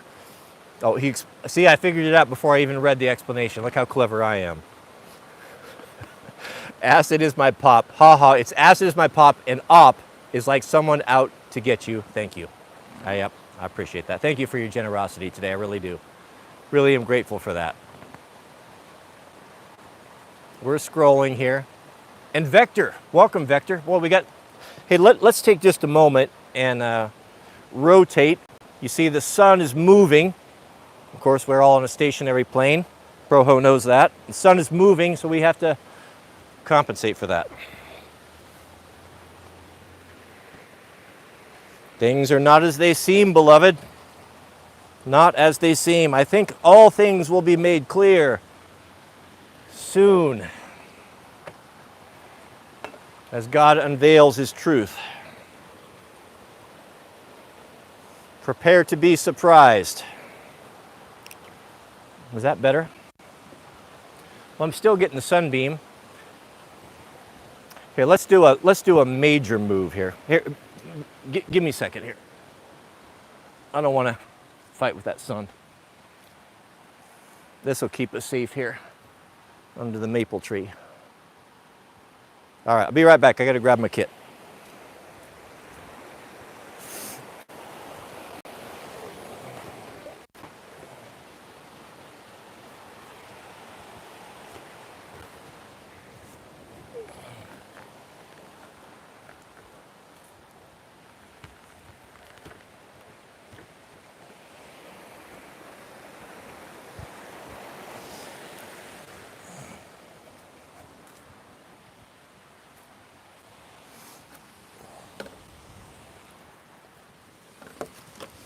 I got a milk crate for my table. That looks a little bit better.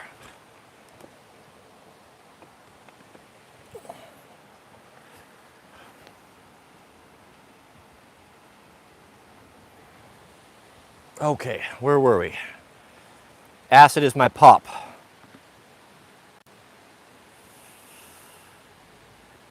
Backing up here.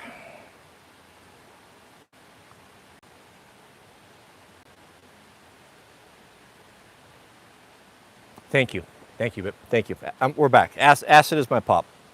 I won't make that mistake again. I've never done acid. I've done a lot of other stuff, about everything, but I never did acid. I think God protected me with that. I made a lot. When I left the Christian cult I grew up in, I'd never experienced all the things that the world had to offer, and I took full advantage of it for a decade or so. But the hallucinogens were something I never got into, even though I was surrounded by them. I was around a group of people, for a while that was into some pretty bad stuff, and it was always available to me. And I would say no to many other things, but I never that. And I wonder if God protected me from that. I think I'm concerned about anything that really alters the mind like that. I think it provides an avenue for demonic forces to come into a person. I have seen it. I've even seen demonic forces come into people through sickness, which I've had a hard time understanding, because that seems, that's a question that I'll have for the Almighty. I don't mean to be irreverent, but I saw friends that were young people, teenagers or so, that got really sick and weakened, almost out of their mind, delirious. An evil spirit take advantage of that and come into that person. And I always thought that, what type of a thing is that? I can understand it if someone's actively looking for it. Getting involved with hallucinogenics, getting involved with Ouija boards, fortune telling, mediums, that sort of thing. There's even people that actively invite it. I can understand that, but it just doesn't seem right of God's protection to be dropped for an evil spirit or something to take advantage of that in a form of weakness. But I don't know. That's where faith sometimes comes in, where I have to tell myself that there's things you don't understand, and someday we will understand them.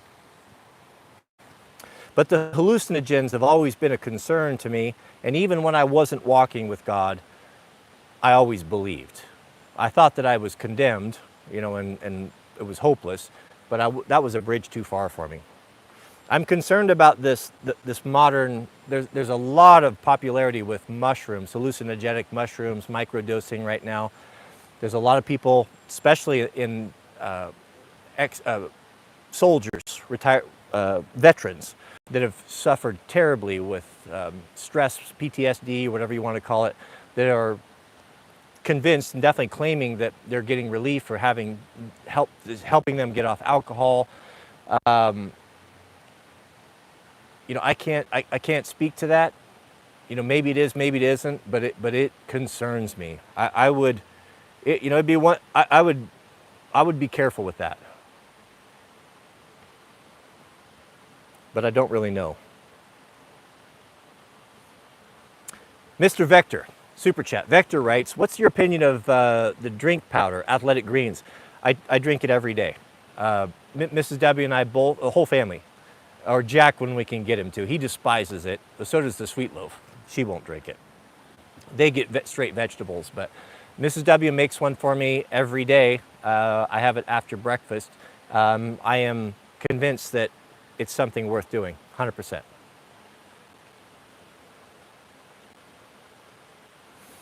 And Athletic Greens, that's the brand that we buy as well. We have a super chat from Daniel Summy. Shout out to you, Daniel. Daniel writes, can you tell us more about your area's irrigation? I can.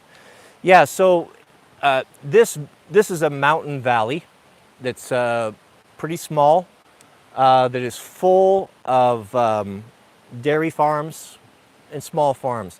The special thing about it is the whole valley is organic. So there's no GMO, there's no pesticides.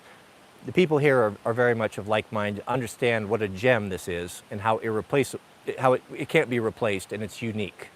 There's not a place like this in the world, in my opinion. That's why we moved heaven and earth to get here. Funny thing, we wanted to be here a long time ago, but we could never afford it. I was amazed. It was shortly after we moved here to the house that we're in now that we used to, when we were living at the other place, on the weekends when we had time off, we found we were always coming over here because we just loved it so much. It was so much better than where we were at. But we couldn't afford to live here.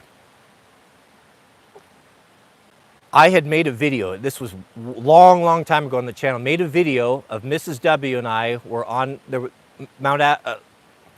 Mount Fuji was on fire, and we had stopped on the street right in front of our house and shot some video because it was a good view. We have one of the best views in the whole valley of the wildland fire.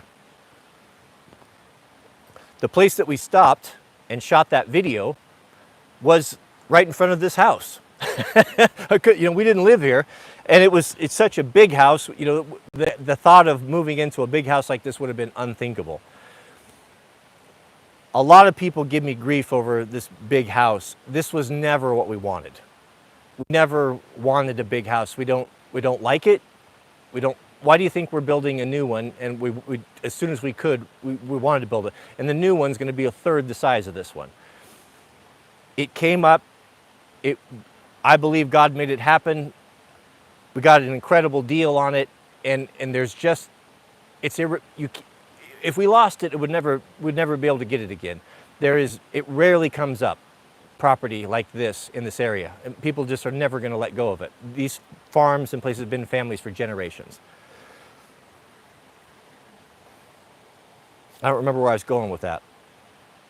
But the irrigation, so how it started was a long time ago. Two families settled in this valley. This is how I understand it. If I'm speaking out of turn or I get it wrong, I'm not lying. This is how I remember it. And they needed to bring water into the valley for the dairies and such, because they take a lot of water.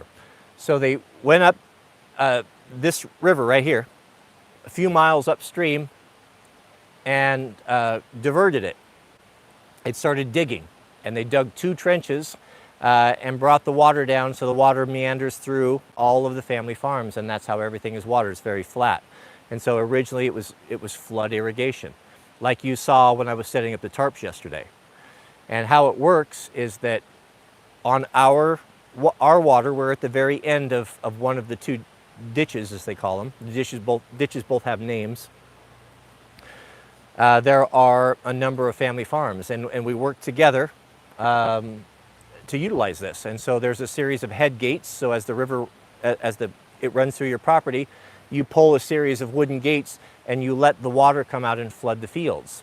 And for me, it takes me about 3 to 4 days through a series of about 9 or 10 gates, combination of gates and setting tarps, to completely saturate and to flood the field, which is good for about 10 days or so. And then I start the process over again. So that's kind of how it works. And it's wonderful because it's an unlimited supply of pure source water that is free, that doesn't require any pumps or anything like that. It just requires you to go out there and to get it. You know, go out there and to move the gates. And I'm learning. You know, I'm learning how to do it. And like right now, I look out on the field and I see little patches that are getting yellow and dry where they're not getting water. And a lot of that has to do with in my ignorance. We rode all around and drove all over the place with motorcycles and quads for a couple of years. It kind of messed up the furrows and the way the water drains. So I'm in the process now of rehabilitating that. And so when we see dry places, I do spend a significant amount of time fixing all that damage and learning that system. And my ultimate goal is to have the water flow perfectly over everything so that everything is green and beautiful all the time. When I learn it properly, if I learn it, it's not impossible for me to have 5 or 6 cuttings of hay a year. That's pretty amazing, isn't it? Can you imagine? I mean, that the land giveth abundantly. Can you imagine the livestock and what a blessing that would be to be able to have that? Acid is my mop, says, haha, is, oh, already got it. Back it up, sorry, brother, sorry. I'm backing up here. Vector, got that. Daniel has a super chat. He says, can you tell me more about your areas? Oh, goodness, I got that too. Sorry, Daniel. Mountain Man Mike, that's where we're at. I got my place. Mountain Man Mike says, we fought the wrong enemy, General Patton. Yeah, General Patton, he made that statement. Yeah, and you know, General Patton, we're told that he was, so I'm a big fan of General Patton. I have read, I think, probably every biography written about that man. I know him very intimately. I've read about his youth and his education, his exploits. He was an extraordinary man and probably to be considered among the top 5 of the greatest military generals that this country has ever produced. I think that argument could be made. He was pretty based at the end of World War II, and he saw who the threat was, and he was of the opinion that while we have the army here, we should go ahead and take care of the Russians as well. Because the Russians, he realized that the Russians were the true enemy. And I think he even made the statement to the effect that if we don't fight them now, we're going to fight them in the future. And because no one listened to his advice, we had the Cold War and all of the atrocities and the time of Stalin. And I would say that because we didn't do the right thing then, we're somewhat culpable in the atrocities of Stalin. I don't know that, well, Stalin wouldn't have been able to exist had we taken the army that was already in Germany and marched on Russia. Well, he was of that opinion. And they tell us that he was killed in a car wreck. But I think anyone who knows anything, well, I'm not going to say that. I'm going to say there are people that believe that he was silenced. And there may be, you know, I don't know, maybe there's a case of that. I wasn't there. But you're not wrong. You're not wrong.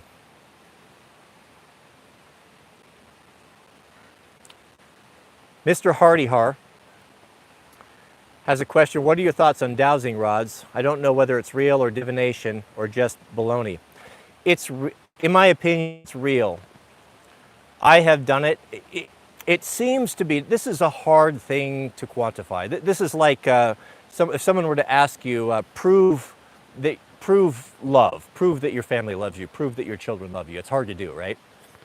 You can say, well, I know this because of my experience, from what I've experienced and what I've seen.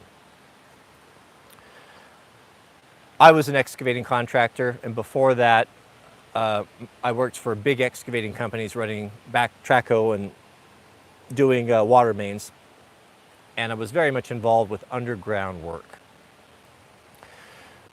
There's a lot of old water lines that were never recorded, or when you're trying to find stuff, it's hard to find. And we, on multiple occasions, we used, there are guys that make a living at this, we brought water dowsers or water witchers in to help us locate these old water mains.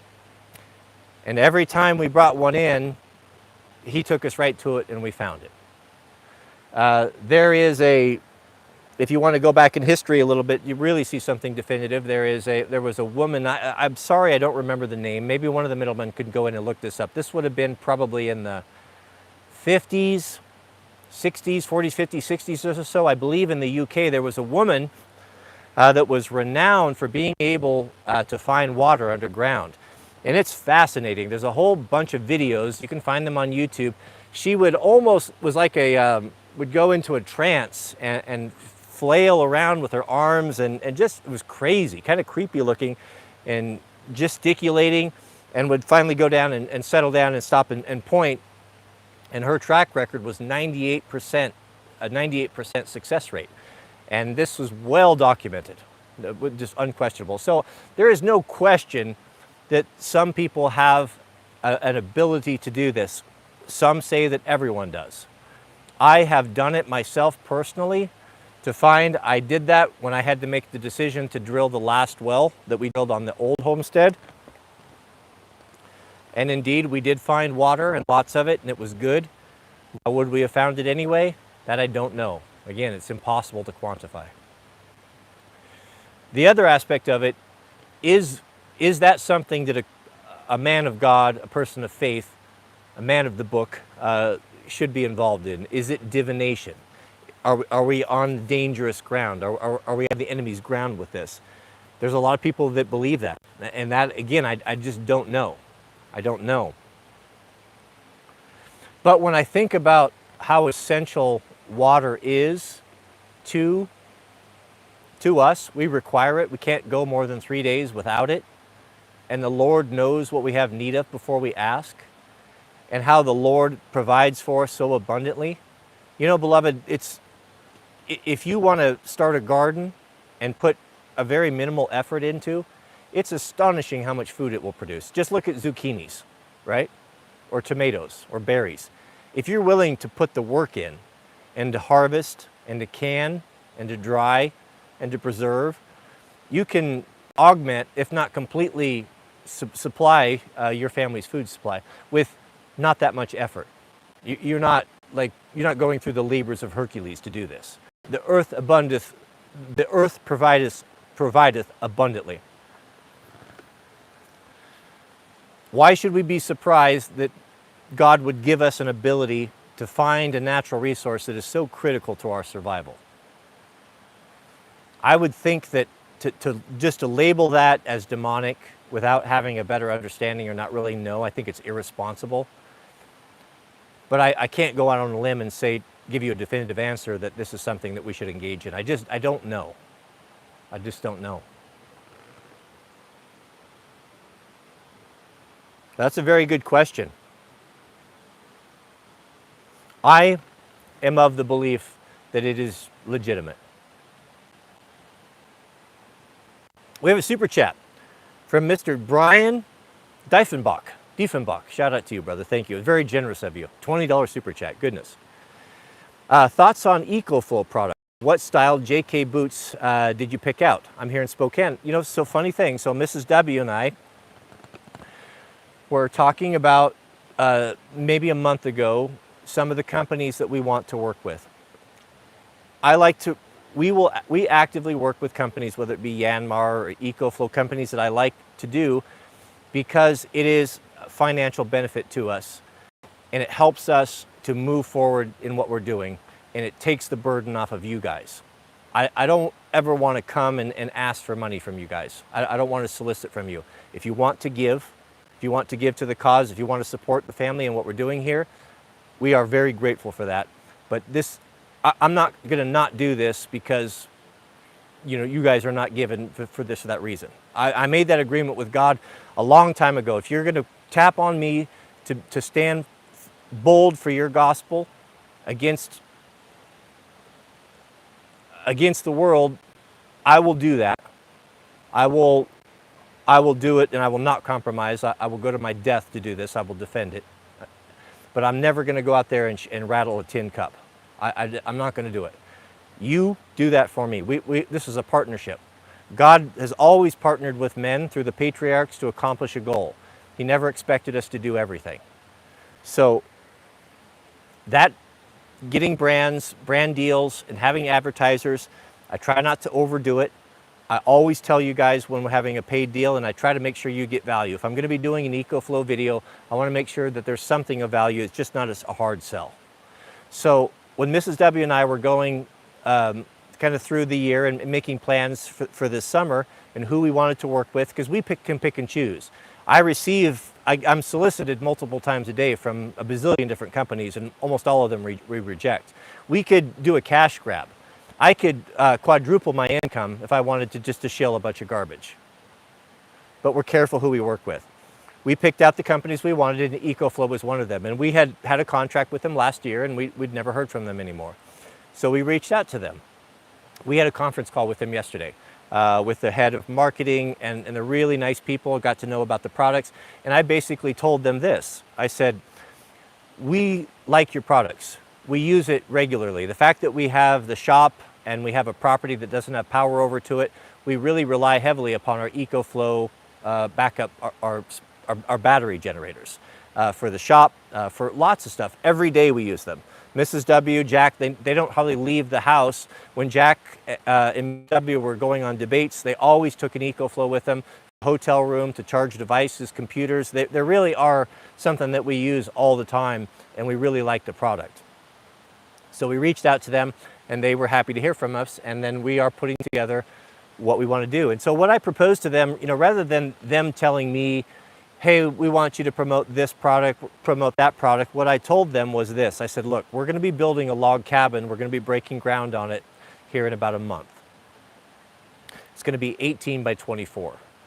I would like to make this an off-grid project. I would like to have a complete EcoFlow system, solar panels, backup generator, power interface so we can plug it in, that we could use these products and power this cabin with it and show this as well. I think it's interesting. I would love to have a completely independent cabin that's not relying upon power from the power company, and they would like to get their products in front of people, and they have whole house solutions. So what's cool about it is it's modular.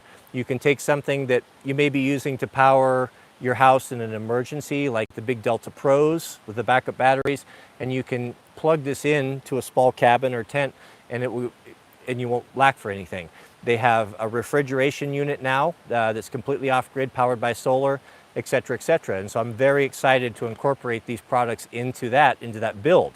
I don't want to just shill something and just do an ad, but while we're building and while we're doing that, we'll incorporate this in. We get to feature their products.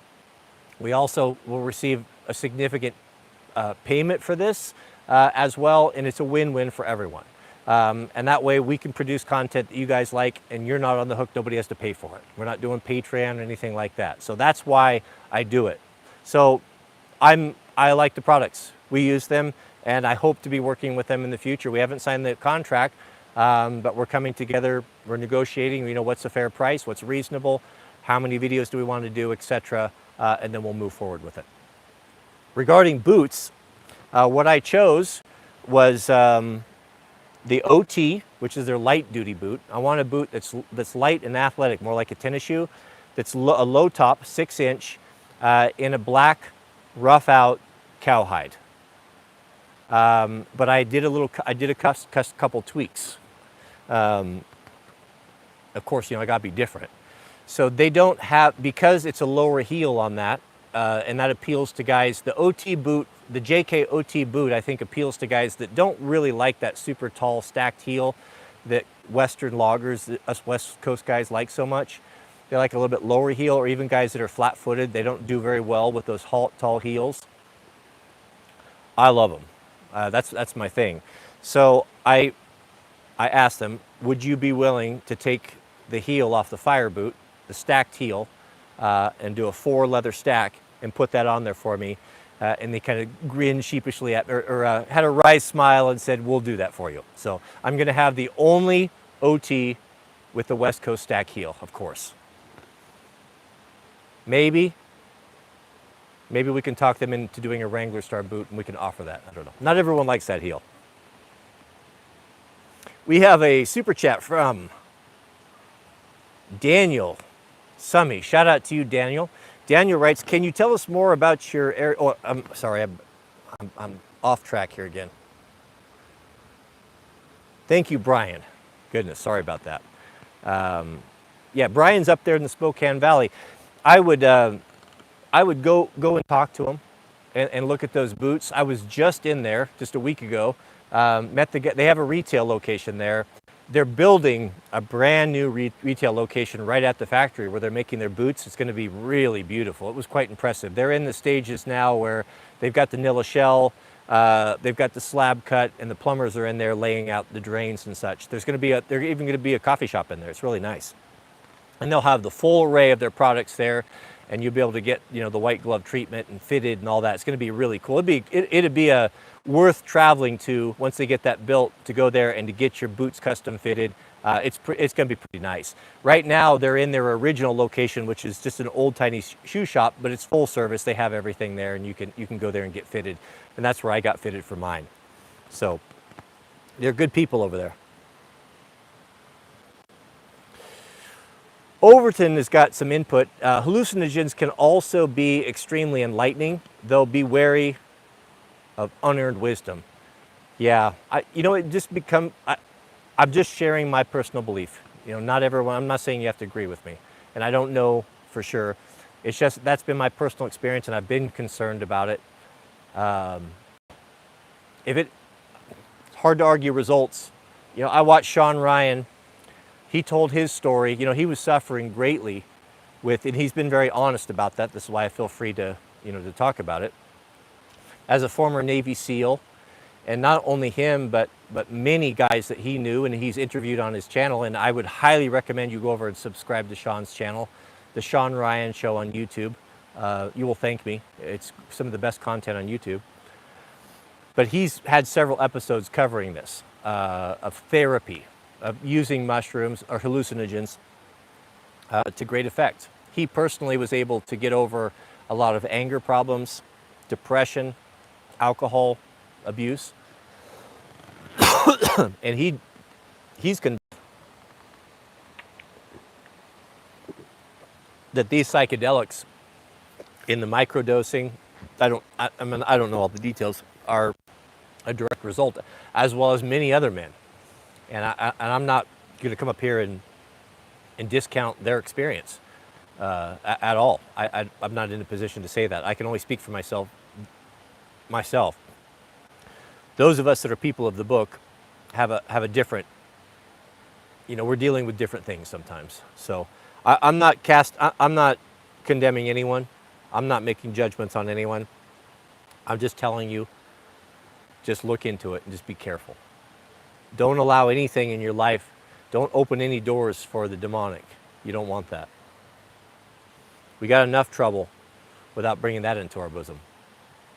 Mr. Lenny, 213, shout out to you. Lenny writes, speaking about history taught incorrectly, just look into what the British did to the Irish for almost 800 years. We still fought and won the freedom. Yeah, you want to talk about atrocities?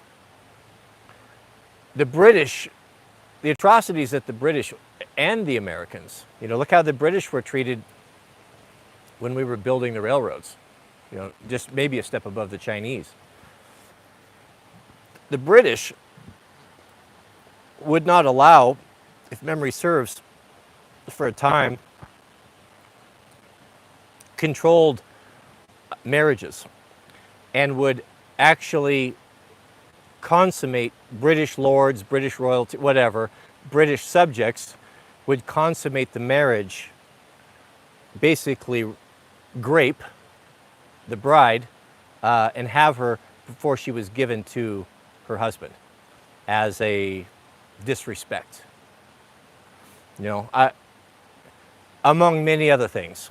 As an Irishman, is it any surprise why they don't cozy up and don't just love the British, even though they have a lot in common?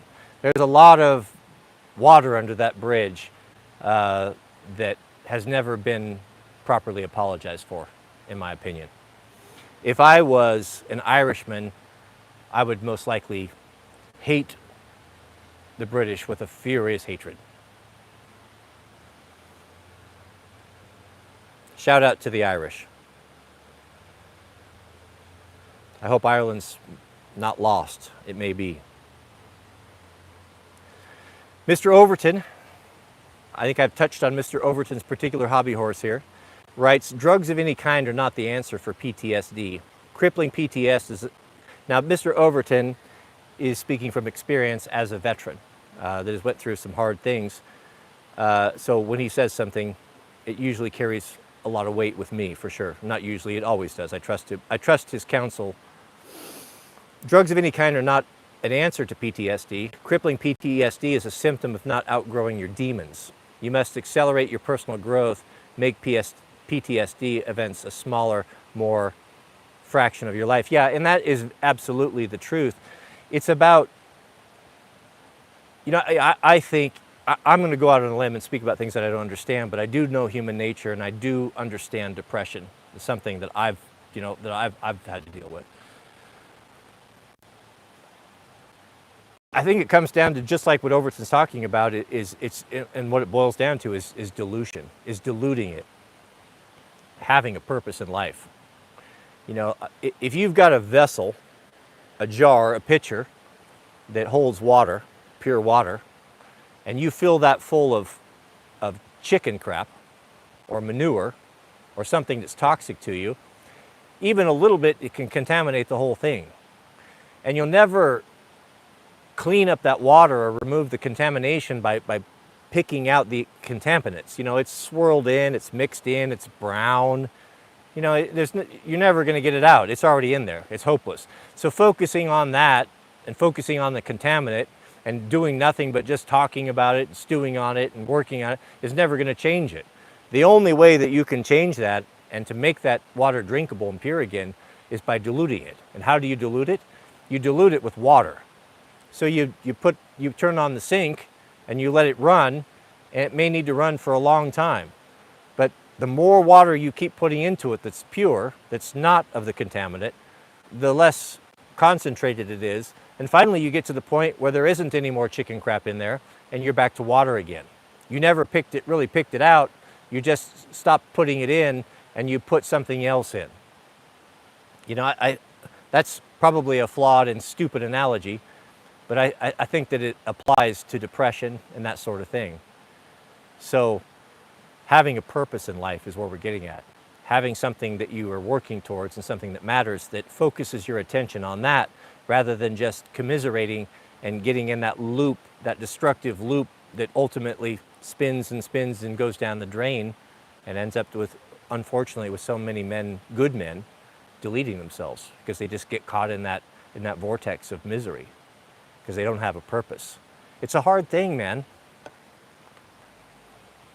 You know, when the astronauts of the Gemini program and the Apollo program,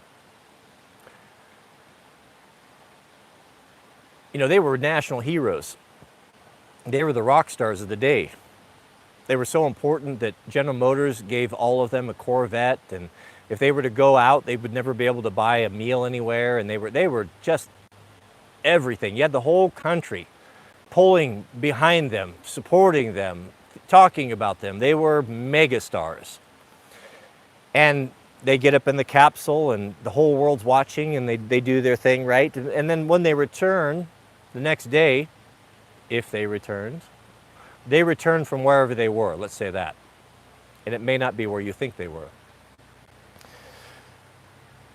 They found themselves sitting in a small apartment and no one cared anymore. And the world was on to the next astronaut, and they were a nobody.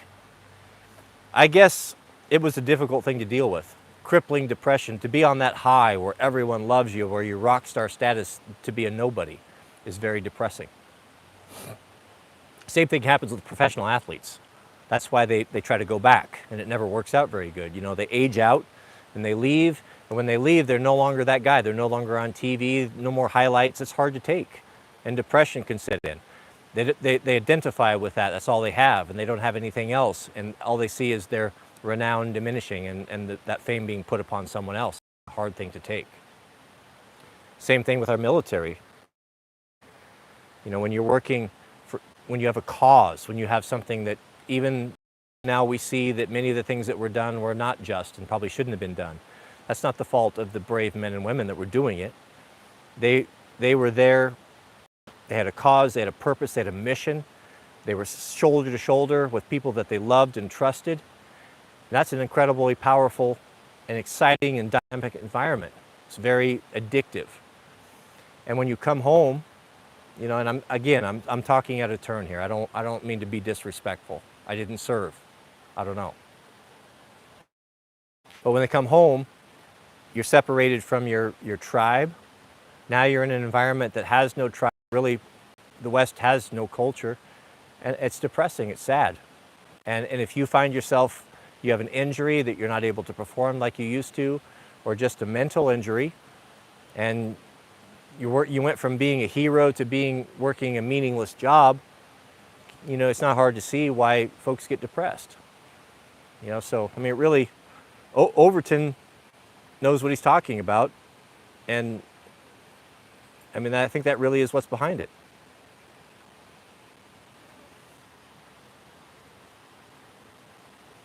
Goodness, so backing up here. Yeah, that's very insightful, Overton. Sometimes the things that you guys come up with, I have to cogitate on. You know, my brain is going a million miles an hour right now trying to stay on point and such here, and I can't really cogitate on the profound nature of some of these comments like I would like. Through Friday, shout out to you, brother. Welcome.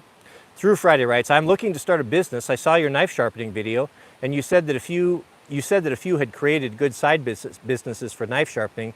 Thoughts on this business and other ideas? Yeah, some younger people have done that. What I would do, you know, I don't know that I would bet the farm on this, but I would.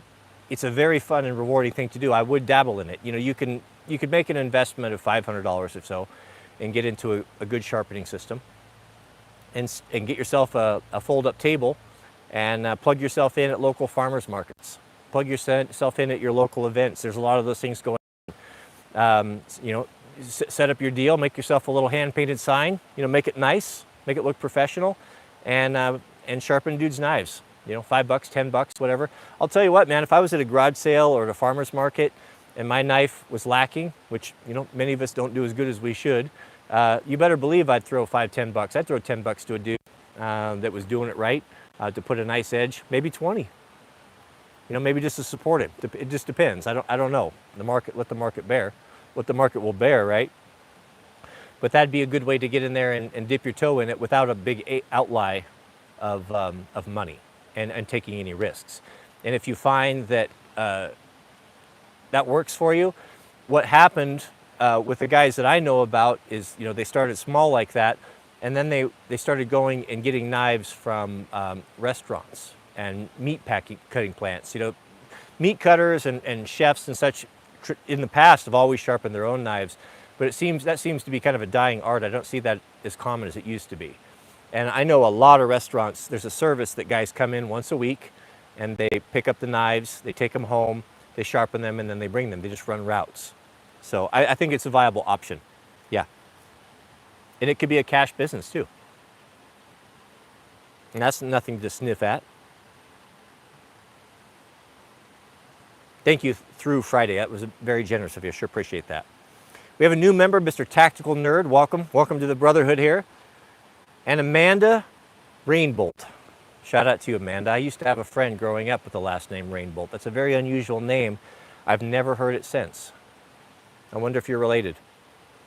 Amanda writes, what can I do as a wife to help my husband deal with his ex-wife betraying him?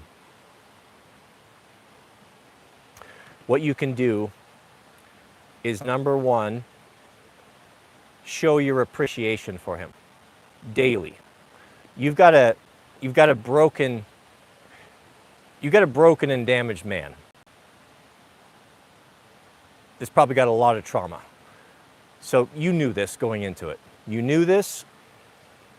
So don't be resentful that you might have to put in a little bit extra work or do a little bit of additional hand-holding, more so than if you're dealing with a man who has never had to go through a betrayal like this. He's going to, whether it's fair or not, probably not fair, he's going to put, some of this stink on you. You're going to be guilty by association just by the fact that you're a female. It's not fair, but that's the man you have. That's the job. That's what you have to deal with. So you're going to have to make an extra effort and do a couple of things. Number one is to reassure him in your conduct. You should never give him a reason to doubt you. You should have no male friends. You should never, at a barbecue, an event, at a family get-together, you should never be talking one-on-one with another man that's not your husband without him there. Don't disrespect him, and don't give him any reason to think that you may be cut of the same cloth that his ex was. You be by his side and support him. You never say anything negative about him in public. I don't care if you go out with your friends. If it comes out of your mouth, it is to build him up and to support him. If you have a disagreement or a beef or a gripe, you do that privately, in the bedroom, at home. You never do that out in public. You tell him daily how much you appreciate the sacrifice that he makes. You appreciate the fact that he gets up and he works for you. You appreciate what he does so that you can be provided for and be protected. You might have to do that a couple times a day. Even Mrs. W, after being married for coming on 20 years, a day doesn't go by where she doesn't express her gratitude for the work that I do. Sometimes she'll do it 4 and 5 times a day. I really appreciate that you get up and you go out and you make a living for us so that I can be here with my children, that I can have a roof over my head, that I can have food. I really appreciate that. I never have ever felt unappreciated from Mrs. W. And that in turn makes me very loyal to her, very loyal to her. It makes me love her. It deepens my love and admiration for her tremendously. So, those are really the two things that matters. When I think about what Mrs. W does that really warms my heart and endears her to me, it's the fact that she's appreciative of the work that I put in. Because if I were to, I could walk away, and she knows this, I could walk away from her, and I could go live an Andrew Tate type of lifestyle, a hedonistic lifestyle. I have the ability to go and to have all the women that I want. I can have the ability to go and have a cool apartment and a new Porsche and go learn to fly I can do anything my heart desires. I have that ability to do it. But I choose to stay here. And the reason why I choose to stay here is because this is where I want to be. And I want to be here because she never has done anything that would chase me out. Just to entertain the idea of going and leading a Playboy lifestyle, leading the lifestyle that is so revered by so many young people and portrayed as the ideal on YouTube doesn't appeal to me, because I could never replace that. There aren't very many women like that. And you can distinguish yourself from all of those other 304s and all of those selfish bitches by following these guidelines. And you don't have to do anything extraordinary. Take care of yourself, be feminine, don't give him any reason to doubt your loyalty, your fidelity, and just love on that man and he'll come around. He can be repaired, but you'll have to put some work in.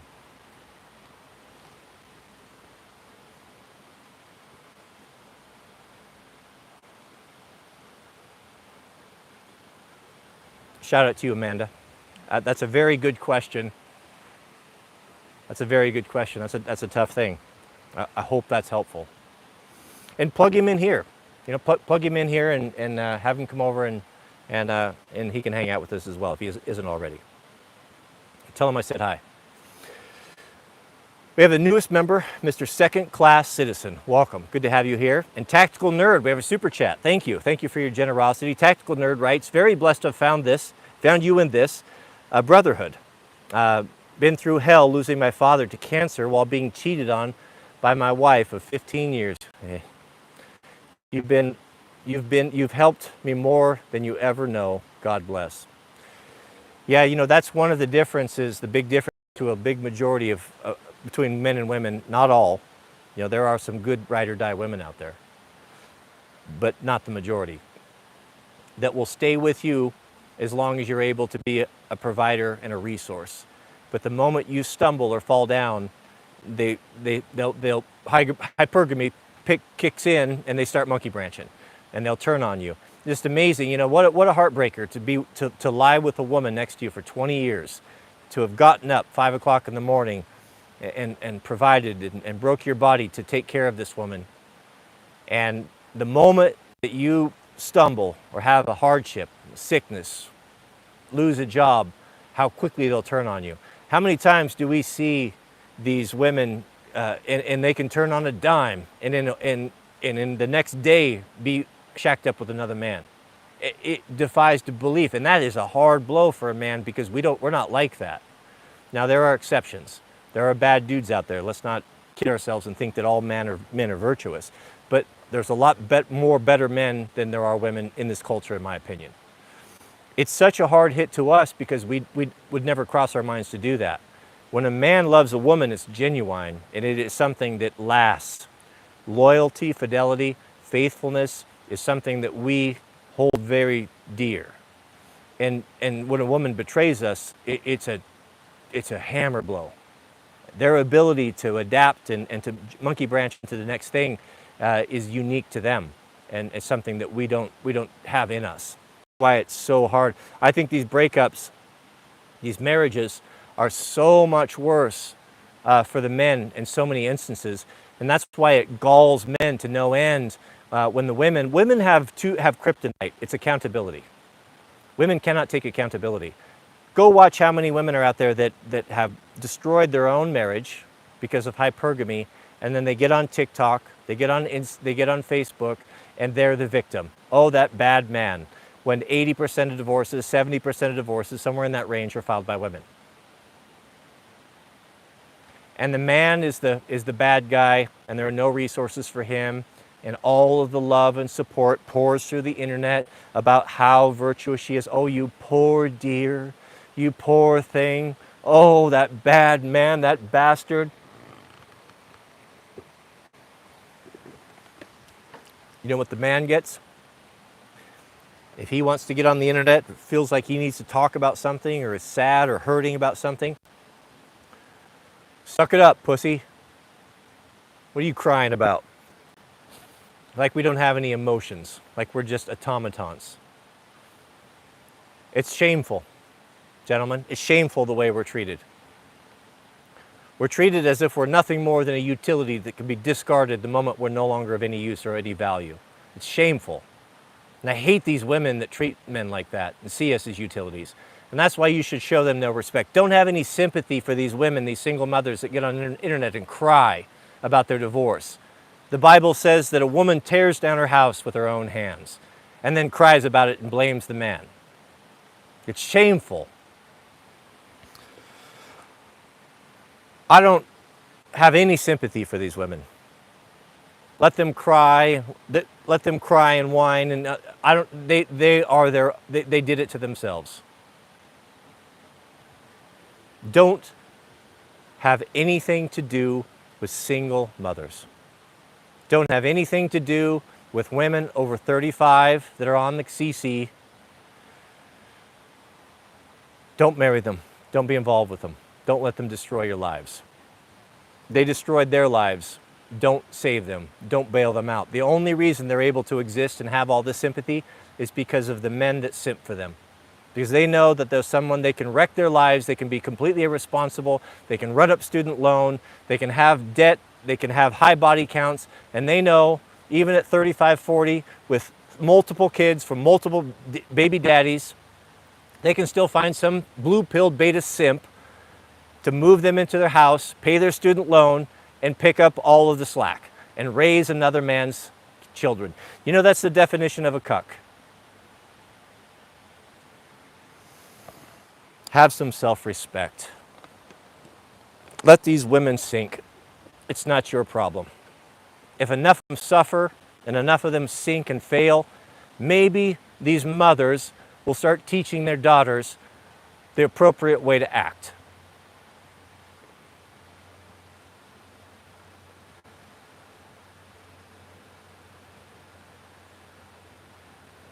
Thank you, Tactical Nerd. M. Mercer, 9838. What's my opinion on Sasquatch? I would have said before the advent of the cell phone camera that there may be something to it. But after, when I watch TikTok videos or short videos, and I see some of the random crazy stuff that is caught on cameras, it just defies belief. I find it very unlikely, with the number of hunters and peoples and recreators and drones flying around, that we don't have some definitive footage. So I'd have to say, probably not. But if I did see one, I'd shoot it some dance wax. I'd have that trophy. Mr. Tristix, welcome back. Tristix, we have a super chat. He writes, by the way, isn't it interesting that according to those eco people, the cow farming is causing a big environmental issue, yet pig farming not that much? Feels like Isaiah 63, 3 through 17 being forced upon us, in my opinion. Yeah, very insightful. You're exactly 100% right. Yeah, it's all about, these people don't know anything. It's all about the appearance of virtue. You know, hopefully someday some of these people will crawl down off their crosses and join the real world. They're the ones that are destroying the world with their Priuses and their electric cars and all their nonsense. It is the, you know, the real conservation people is the dairy farmer across the street. He's the one that actually contributes and loves the land and respects the land. These people don't have any respect for the land. They come up here on the weekends and they throw trash out their window. I'm beginning to get the impression that our member and brother Tristix is a man of wisdom and insight. Thank you for that. Thank you for your faithfulness. And Stephen Bessie, shout out to you, double lantern member. Welcome.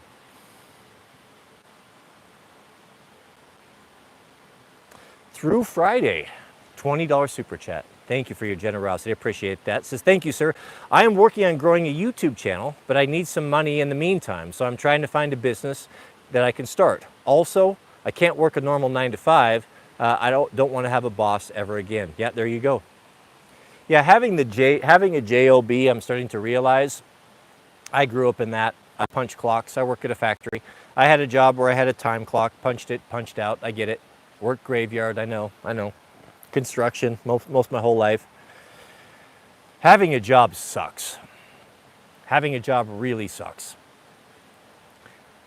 There's more opportunity right now with the internet and the ability to put yourself out there and brainstorm and educate yourself and get information to start a business than ever. And there's more people that sit around belly aching about how they can't do anything and how expensive everything is. And that's true as well.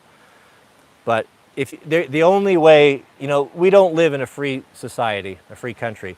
Freedom to me, the best possible way you can achieve freedom is reclaiming your time. So that what you're doing, a man needs to work. If a man doesn't work and have a purpose and have something that he can be proud of and leave better than he found, then what point is there of even living? But freedom the most important freedom is getting your time back. You're not free when you have a boss telling you what to do. Now, this is a necessity. I'm not saying it's not. This is the world that we live in. This is the capitalism. But you can mitigate that. You can make decisions and put yourself in positions where you are the master of your own time. And really, the underlying goal for me and why I've worked so hard for the last 20 years is to get myself in a position where I control my time. I work just as hard as you guys do. I'm out in the sun. But the big difference between me and the guy punching the time clock is that I choose what I do. I choose the day I work, I choose the day I don't work. I choose what time I get up, I choose what time I eat. No one tells me when I can go use the bathroom. I don't answer to anyone. I answer to God and my family. Now, we have daddy government. Let's not get carried away here. You know, I think I'm free? Let me not pay my taxes, my property taxes, see how free I am in 5 years, etc., right?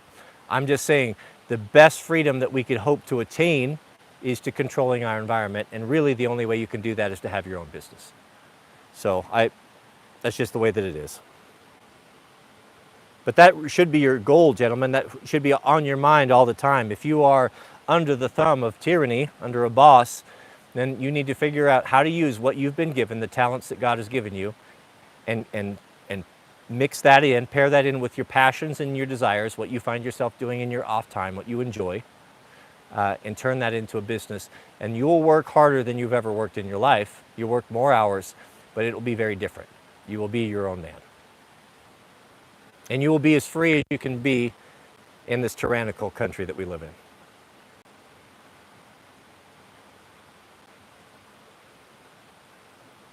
Yeah, thank you through Friday.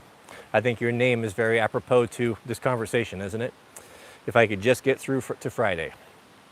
Mr. Rick Gates, $20 super chat. Thank you. Thank you. Really appreciate it. No comment, just support.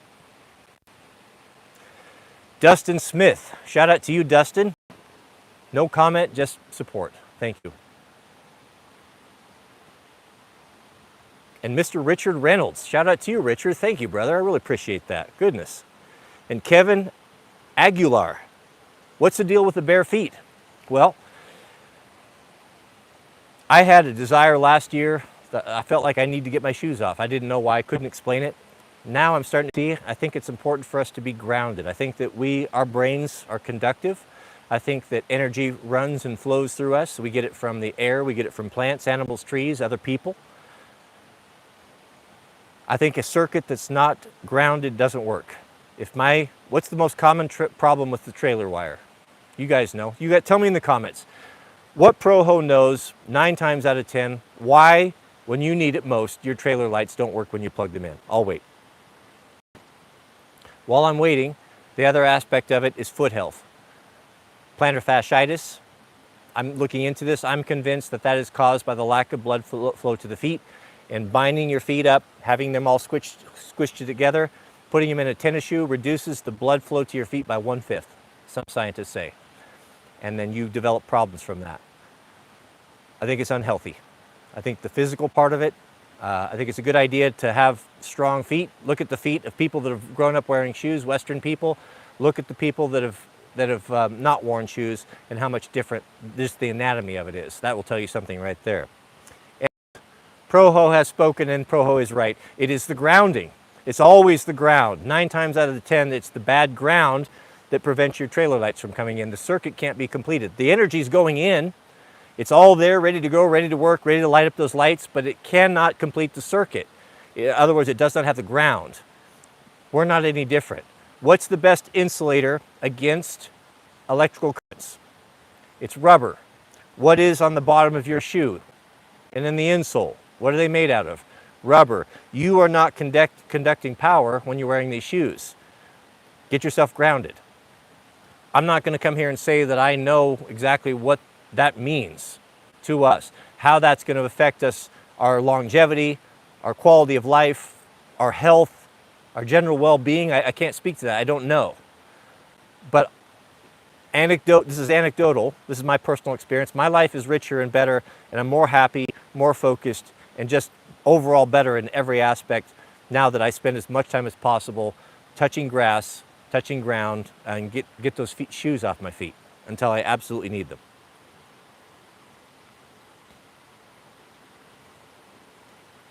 AC. Thank you, brother. We have a super chat from AC. AC writes, no, beloved, thank you for your generosity. Well, there you go. You know, it goes round and round. And that is, you know, the beautiful thing about AC, what AC just said, it just gave me goosebumps thinking about it, because AC has just touched on the recipe for success in marriages and relationships right here. Do you see who knows what I'm talking about? The perfect example we have is the communication, the constant dialogue between Jesus and the Father. What did they do when they spoke to one another? They were constantly edifying one another. Everything was about edifying. I serve the Father. I love the Father. The Father edifying the Son. My beloved, I'm so proud of you. Hear him, listen to him, building one another up. That's the example. That's what we do with relationships. That is an example also to how a relationship should be to a husband and wife. Building one another up, commenting, helping, supporting, encouraging. You get to the point where you try to outdo one another, where instead of being selfish and taking everything for yourself, your actions and your words and your desires are for the uplifting and the benefit and the edification of your loved one.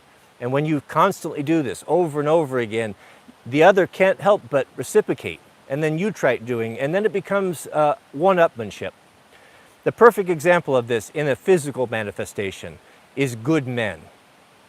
I know there are many here that fall into this category, and I'll put myself into this category as well. Are you the type of man, when you are with your trusted, when you're with your war band, you go out to have beers, chicken wings, you go out to eat. Dude slips off and pays the bill. It is hysterical the level that has gotten to with me and members of the war band and my most trusted and most closest friends, of how early you just order, and I always, right after we order, I try to excuse myself. I got to use the bathroom. I go around and I corral the waitress, and I give her the card. Make sure you put this on my bill. I'm very good at that. And I had so many times other dudes that have done the same thing, only to come back and they look at me like, you devil. How did you get to her so fast? They went there and tried to do the same thing. That's what friendship is. That's one of the best things in life. That's what we're talking about right here. No, we're not just taking all the time, we're giving. How do you build, what type of friendships are those? They're deep and they're rich. And those are men that you love and trust and admire. That's why I hate someone, I don't hate anyone, but I despise someone who's cheap. They'll never act like that. They're always about themselves. What can they get and what can they take from you? And they never give anything back. It's beautiful. It's beautiful. It happens in the relationship between God and the Father and the Son. It should happen in a relationship between a husband and a wife, and it should happen in a relationship between men, between friends. Beautiful. Well put.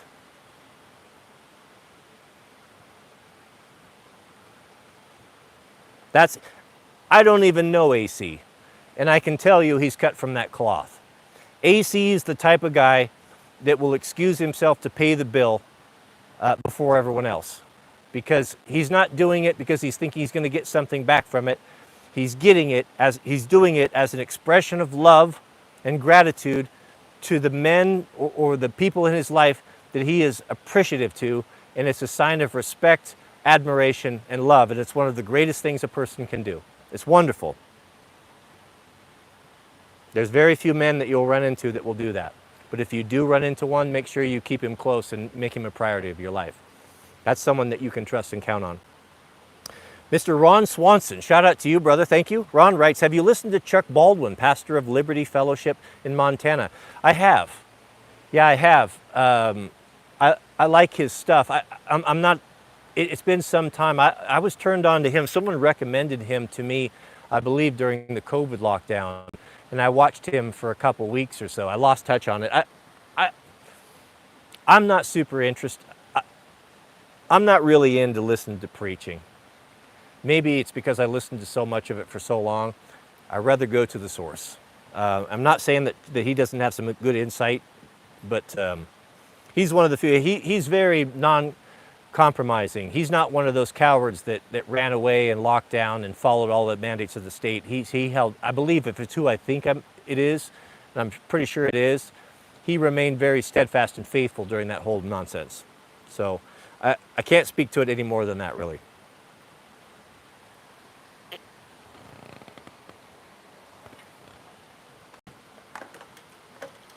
The fastest loser.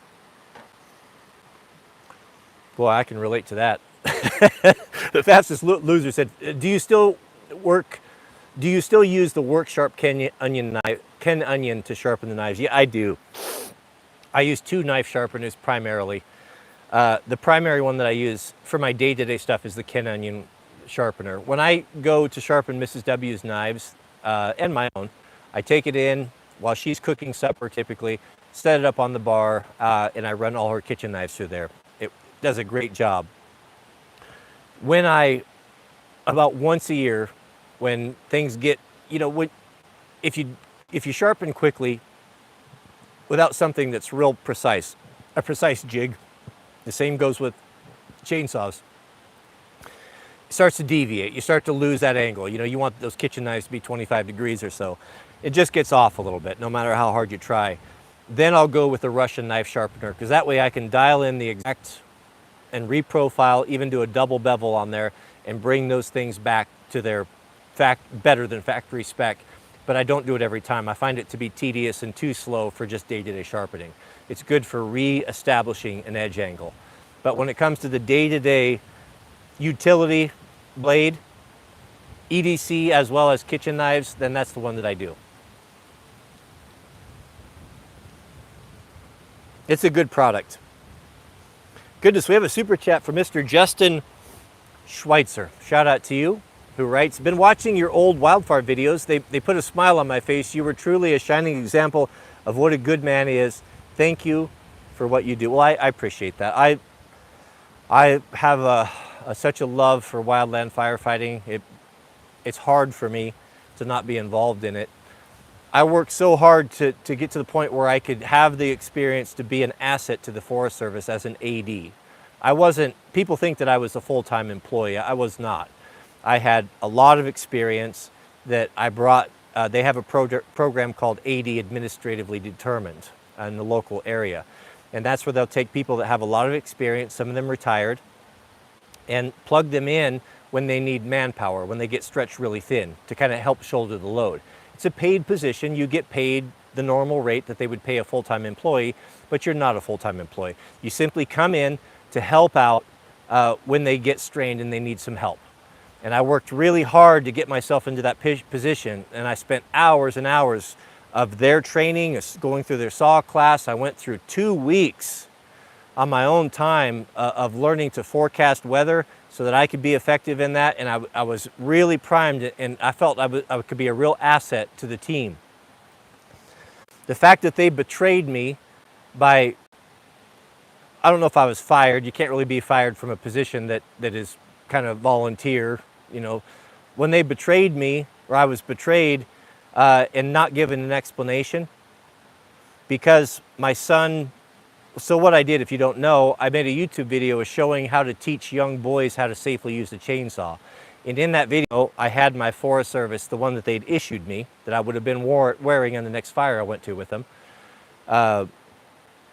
in that video. Somebody got mad, it's probably out of jealousy, and made a stink about it, and they just sent me an email, we no longer have need of your services, no explanation. I found out later that it was the reason for that was that someone got mad about Jack wearing that hard hat in a YouTube video. I would have apologized for that had they told me. I would have accepted a reprimand. I would have a censure, whatever. I would have publicly apologized, whatever. I didn't have any axe to grind. I wanted to be of assistance. I didn't care about the money. Had nothing to do with the money. I already had an established YouTube channel. What they were paying me was chicken feed compared to what I have coming in through my own efforts. Had nothing to do with the money. I would have done it for free. I would have went and worked for 2 weeks. I would have worked for 21 days with the Forest Service, helping to fight fire for free. And they did that. It hurt me. It hurts me still. It was so unjust and so fair. I could have offered so much, and it's not just about me. I'm not like some superhero. I wouldn't even meet the standard of some of the full-time employees there, but I could have been an asset. I wouldn't have been a liability. I would have helped them. And the fact that they were so cowardly that they didn't even tell me why. I found out years later through a slip of the tongue from someone else that also was a friend of mine that I thought that didn't even, I never heard from him about that. It's just federal employees are cowardly. Many of them are very cowardly, selfish, bad people. Not all. There's there's some great people in wildland, but in that particular department, the way that was handled, that was shameful. Shame, shame, shame, shame on them. And God will judge. Goodness, we have a $100 super chat from Mr. Richard Reynolds. I have to thank you. Thank you. That's very much appreciated. I'll tell you, with the outlay of money that's going on with building the home, getting the property ready for the community center so that we can host events here, to the log cabin, etc., etc. These super chats, these donations are very greatly appreciated and very helpful. Thank you very much. This goes a long way. This buys a load of gravel, half a load of gravel for the driveway. So I thank you. Thank you very much. Goodness, that's very generous. Mr. Reynolds writes the following. Can you do a fishing video for us? Last year you promised me one. Love to see what you can fish. I will. Here's what I'm going to do. Give me a couple days. Let the temperature cool down a little bit. I've fished so much, and at the highest levels growing up, a decade of my life was spent on fishing. I used to make my own fishing rods. I guided, not professionally, but I just did it so well that I knew how to fish. Tied my own flies. I used to make fishing lures and sell them, had a small business. Fly fished steelhead and salmon, trout all over the place, Montana, you name it. So from the time I was 12 on up until I was in my early 20s or so. So I'm not about whipping the water or just fishing to fish. If I fish, I want to have results. I will absolutely 100% make that a priority, whether it be here or up on the high lake. But the conditions, we'll wait for the conditions to be right, cool it down, let the water temperature and water color, I'll do it. Yes, sorry. Absolutely. Love to see what you can fish on from your own land. Yeah, we'll do it. We'll do it. I'll bring the Sweet Loaf loves animals, and she's been wanting to fish. So dig up some night crawlers. We'll go right up there where the good spot is and see what we can pull out of there. I'll bet they're natives. I'll be 100%. I'm almost 100% sure they're natives. I'll tell you something, man. I told you 4th of July, we do an annual river drift upstream a little bit. And I was on a stand-up paddleboard with my friends, and we were going down. It's very shallow up above. There were places where it was only like a foot or two deep, and I couldn't believe how many fish were up there. And these are trout. I guess there's rainbow, and I think brook trout primarily here. There might be some German brown. But I think mostly those two species. There were literal schools of them, like you see schools in the ocean. I couldn't believe it. I estimated at one point, and they were swimming right in front of us. I was casting a shadow. The sun was behind us. I was casting a shadow, and shadows really spook fish. If you're a fly fisherman, you know all about this. If you've ever fished like the Metolius or spring-fed rivers, you have to wear camouflage. You have to crawl and creep and sneak up on them, because if you just walk up there bold as brass, they're gone. You're not going to do very well. But we were on the paddle boards drifting down very naturally. When that shadow cast on them, they were the schools of them. It was unbelievable. there's no access apart from, you know, like just drifting, no bank access, private land, so it hasn't been fished for years. Oh, it made my fishing reel hand quiver. I haven't seen so many fish like that. But I estimated at one point in front of us, and there were many of these, a school of no less than 500 fish. Just, it was incredible. To see 500 schools like that of fish in a freshwater tributary, not a tributary, but a main source, a river, is very unusual. They were not big, they were small fry, but where there's fish, there's little fish, there's big fish as well.